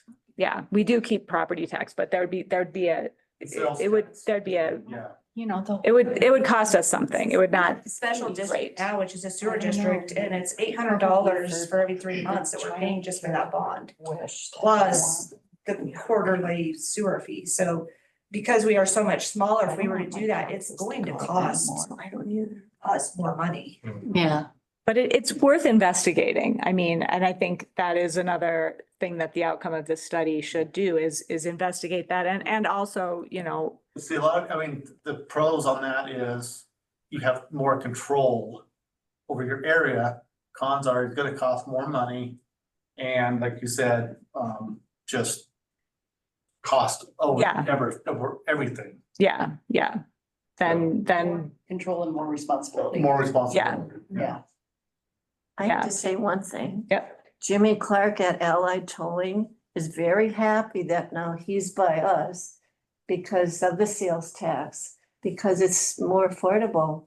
And we've been going to him for years, so that's not just people passing through that would pay more if we raise the tax thing, but it's nice for Yeah. him. and that's But I true. also think with a smaller area like this, you wouldn't have to raise it up to the 10% like Right. Meadow Springs. We would, you know, it might only be 4%, Right. whatever. Cause it's a smaller area, you wouldn't need the tax base. that If you the- raised to 4%, you're looking at 8.5. How much is Because it the right county now? and the state still takes. These care. special districts are not, there's a limit to how much, Right. what their I taxes think can it's be. 1%. I think it's 1%, right? So the sales tax opportunity in a special district is 1%. So that would be another relevant piece of information is what type of revenue would be available with a local improvement district. That and what type of expenditures would those funds be eligible for? Because they wouldn't be just, you know, So free for can you anything. get those figures then, what our business district is? I mean, we have some rafting companies. We've got, you know, the marijuana shops, what we are working off of them. Yeah, I mean, that information is available. Okay. I kind of like how we don't have HOA fees. Yeah. We have trash pickup with Doyle, that's wonderful. We have the police if we need them, we have the ambulance. But if you did an HOA, you still don't have to do fees. That's up to whoever you elect as a board. Yeah. to But then a decide. board and. Well- So you gotta be careful who you elect to the board. From what I read in the survey, people just want to be informed. Yeah. You know, if we know that, you know, the board at the post office will have updates of meetings or whatever, or if there's a website that we could go to, you know, that might suffice instead of trying to take control over everyone. I think it's one step further than informed. Personally, I feel, and I'm not talking for everybody in this room, I don't want to just be informed. I want to be informed and I want to be able to give feedback and know that my feedback is going to be accepted and considered. Right now, it doesn't feel that way. And I'm telling you, I'm so grateful for these meetings and all of you people that bring the valuable information that you bring. However, there's still that little naggy piece in the back of my head, that little awful devil sitting on my shoulder saying this is all BS. Yeah. You're appeasing us. We're not gonna get anything out of this. We're just spending a lot of money on a think tank to come in and make it look all shiny and pretty, but we still aren't gonna have a say-so with what happens in our neighborhood. So, and I'm not trying to be Debbie Downer or a Karen or anything mean, because I do appreciate all the value that you've all brought. However, I think I would like to be informed, but I would like to be informed and have a voice. That's County exactly commissioner. when we talk about the DLD wants a voice, it's not that there's not a leadership in the area. We have had community Mhm. without the county being there. We've met on our own and we've decided things, presented that to the county and then poof to the wind, or pretty much I've even heard things that we were made fun of. We were, you know, people were irate. They were mad at those meetings. Yeah. I mean, they were legitimate. They had reasons why, because things were being crammed down our throats. And those formal meetings we knew was just so you could go apply for a grant and said, okay, we have 3 public meetings. We sufficed those requirements, but nobody cared what our voices were. And we all knew that, you know, so every time these public meetings come up, we're just praying that that's not the case. Yeah. I'm hoping not. Well, and also, I would like to be able to attend a public meeting.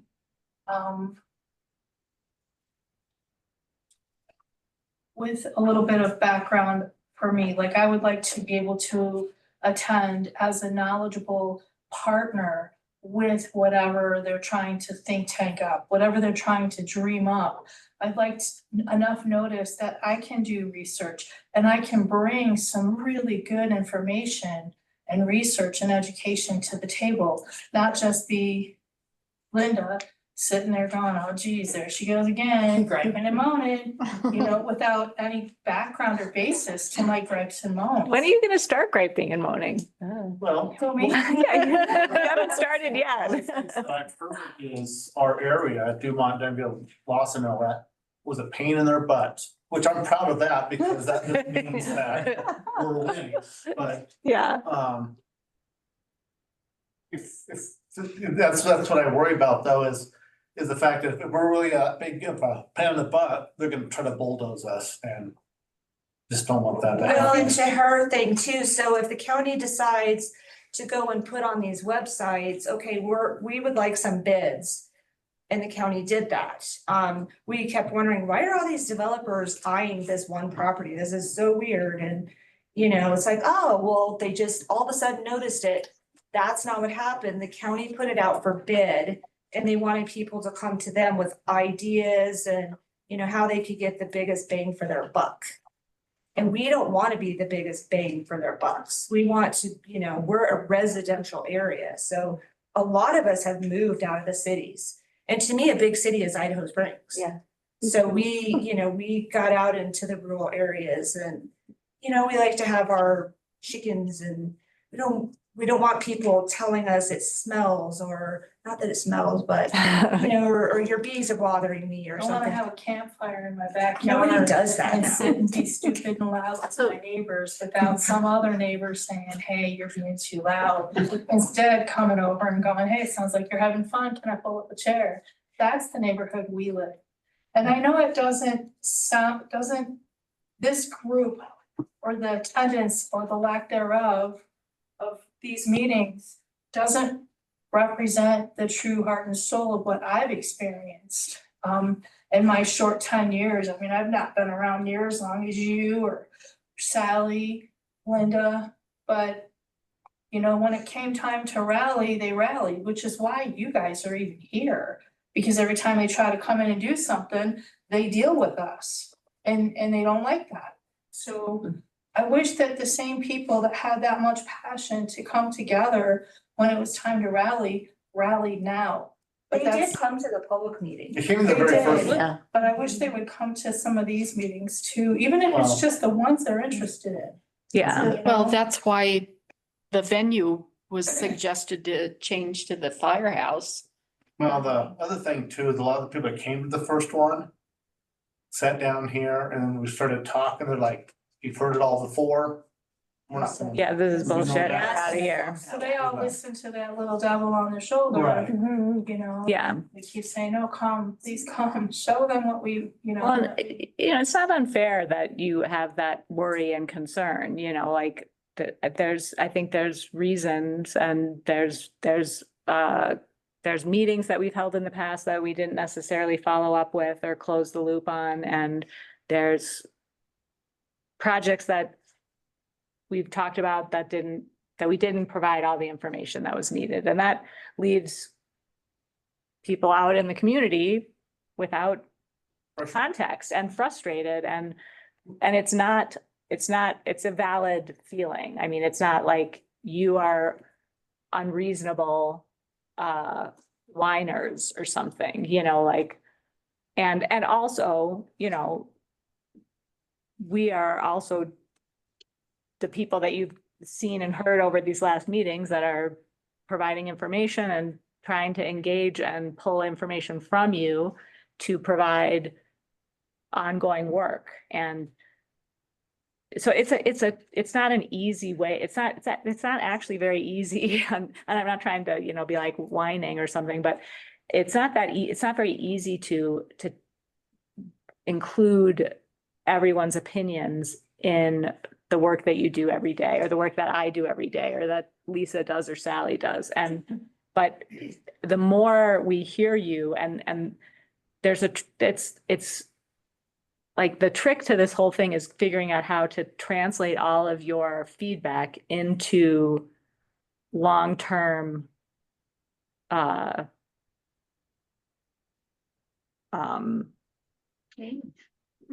Useful. yeah, it's not just that we have a list somewhere that's sitting in a Word document in somebody's drawer, that has the list of everything you said. It's like, how do we make sure that gets into the drinking water of the planning department and Lisa's work and, all of our work, and that's hard to like say, this is how exactly we're going to take all this and make it part of our work world from now on. So I have a question. anyway, I'm talking too much. I'm sorry. I'm standing, so now I'm talking. See how that works? So you, Linda. I don't know what that means going forward. If we don't want to incorporate, because we don't want to do the taxes and the police and the fire, we don't want to go through all of that. Maybe we don't want to even do a special district. Right. But how do we have a voice? How do we have some type of without having to go through all of these steps? Is that even possible? What's the alternative I think to, I don't want to do this? I think the first part of that is not necessarily with the county, but as a group, as our area, try to set up was that low end one, the volunteer type. The informal committee. groups. Yeah. But the county commissioners should be representing the people in unincorporated areas. Georgetown has a representative, Idaho Springs, they have their people. Those three commissioners are our voices. Yeah. So if they're not listening, that's a problem.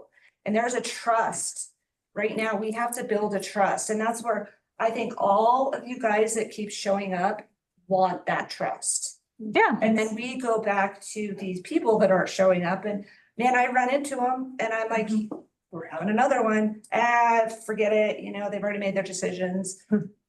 I mean, they are just so dead set on. Which is why I said we should start at the bottom of that list, do a volunteer committee Right. and just work up from there. So do we need to have a meeting without the county?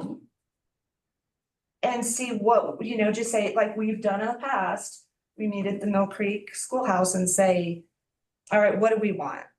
She's a part of Lawson. Yeah. Right? Okay, so even though she is in the county, she is Yeah, as a resident. But yeah, you've done resident hat, non-resident Yes, hat yeah. before. So So. do we need the representatives to not, I don't know. Yeah. I just want to go back to the same statement I made last time, is the reason that we're sitting in this room is because of that, all the projects that were advertised to go into that property and the reaction from the community. And that's where the county said, wait a minute, let's take a look I at. do have a voice. Exactly. Right. And that's why you're sitting here doing this report. That's the outcome of it. But those same people are not coming. So But I can guarantee you, if you guys come up with an idea they don't like, Don't be they that. will show up. Right. So I find it as you mentioned, Alvarado Road, west of Empire, east side of Clear Creek County, Stanley Road, those are all unincorporated. Right. Hidden Valley, unincorporated. I don't think Hidden Valley's, is that incorporated? I thought it was Idaho Springs now. Yeah, I think it's Is Idaho. it Idaho Springs now? They annexed. And so when you look at, but the one place you guys are focusing on is Dumont, Downeyville and Lawson. Why? Well, I mean, one of the reasons that I felt that I thought it needed focus on was because it is a concentrated population right next to that has all these negative impacts from I-70 and a concentrated amount of commerce happening. And a lot of that creates a bunch of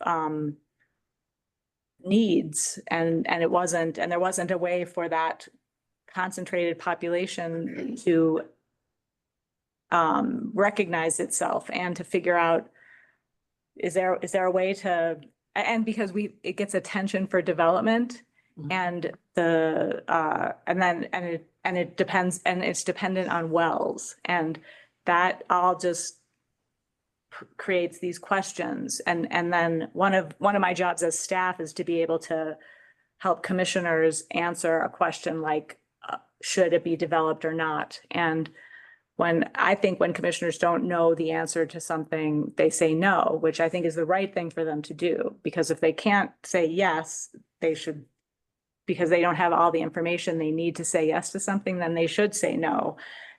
But a lot of times no is more of an I don't know, and so part of it is to be able to have more information and ability to figure out what is possible or not possible in this area as far as development. And the information we're learning, and I'm learning, and being provided by our intrepid consultant team is helping understand what's possible regarding water and how that relates to development, and how that relates to governance, and how it relates to housing and transportation, because they're all connected. And that is going to help us have a better idea of what is possible for DLD.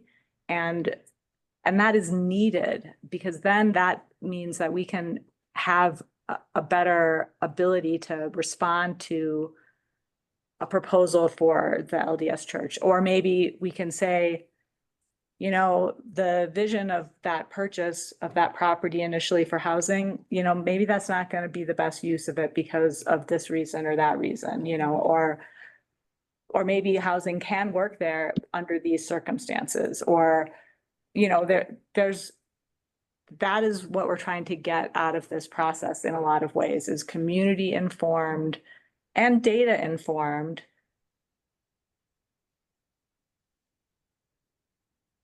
lenses on all of this stuff, so we can make better decisions. As we don't have a bunch of projects that are like at the ready, that we're trying to launch and that we're trying to get past you, or something. That's where part of the problem was, because when they kind of felt that way when they started doing that LDS church. Yeah, and all of a sudden it's like developers are showing up. Yeah.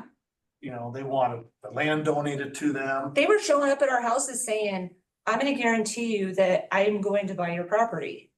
They were going to all, this one developer, he was gonna develop the whole entire thing and buy us And my out. house just went to $2 million, And I'm so. like, okay, guess we're moving, like, I don't, and then you're afraid, okay, are we looking at eminent domain? Like, Yeah. we don't know. But so he is proposing the development, correct, of that storage unit? There's interest, yeah, because it seems like when we first came together that there's a huge need for housing as much as Right. economic development is needed. We don't have the workers in places to live where they can sustain any new building and businesses necessarily. So if it's done responsibly, yeah, the group that I'm with is looking to do affordable housing, and I'm driving the affordability component of that. So how far into this are we? Is this just still an idea or? I've been working on it for nearly 8 years now, and I've maybe gotten this far. Okay. So. But that was the idea problem. The or county was doing all that, didn't tell Trying to get through the anybody. county. So we kind of felt like it was just being pushed on us and saying, this is what's gonna So happen. you're sitting Yeah. here listening to everybody say, we have people in our neighborhood just half mile away that don't have water. Mhm. How are you gonna support building low income housing and in giving these people water when we already know that we're having some kind of issue? We don't know what the issue is yet, but there's some kind of issue. Do you think it's responsible to build more housing for more people when you don't know what the underlying problem is in the neighborhood now with a very valuable need for human life?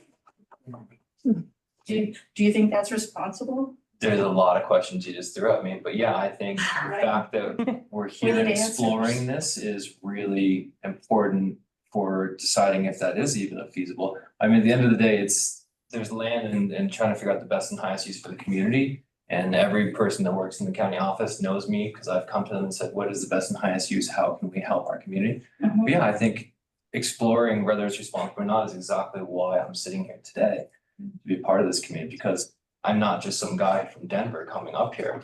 I've had to replace my well. I do live in this neighborhood. My house is on this map. I have several businesses deeply invested in my community and creating jobs, which I've done for over a decade.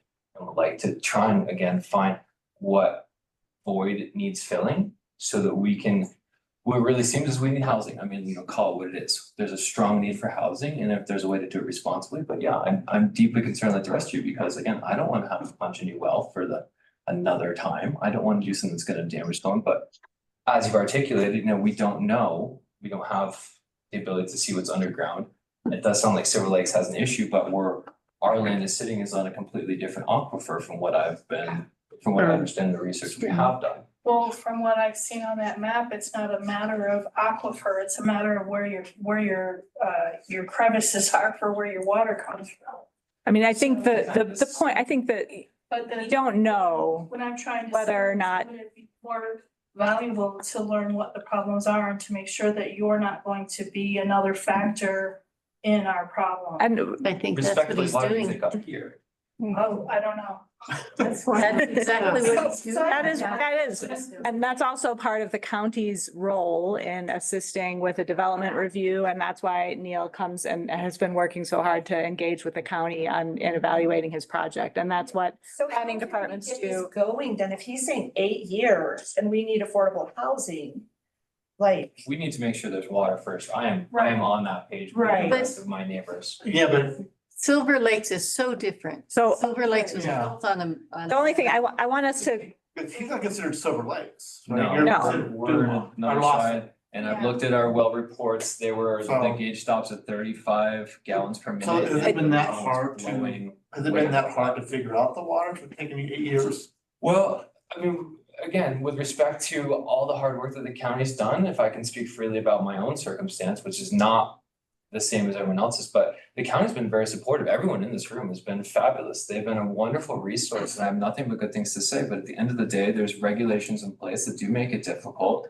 We got pretty far with some of the building departments and stuff, but then after we were kind of thinking we saw a green light, then they threw the requirements to have water studies and these other things, and now just saddled me with another $250,000 hurdle that I can't clear. I don't have that ability. I have to seek funding, which again is why I'm here to try and suss the responsibility aspect, because I don't want to bring developers in.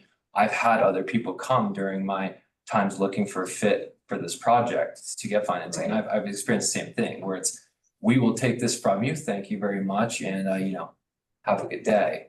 And I don't think that benefits Because our I've community heard either. this from a lot of people that have tried to develop in this community, that it takes forever. and we need to, I'm sorry to interrupt, but we can't go,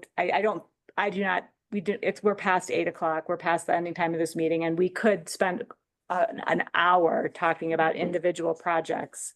And what I want to make sure we've done is collected all of the concerns and objectives and have enough to build our goals and objectives list for the governance issues. And I think what I've heard is that at least with the amount of information that's available right now, the more structured governance tools like incorporation and special districts may, they might apply or might not, but that at least initially, this community is, at least the people at this table are gravitating towards informal ways to elevate connections in the community and to focus on delivering, gaining agency by having a way to deliver their opinions. And I think, Linda, you made a really good point about not just being able to deliver opinions, but have that feedback be received.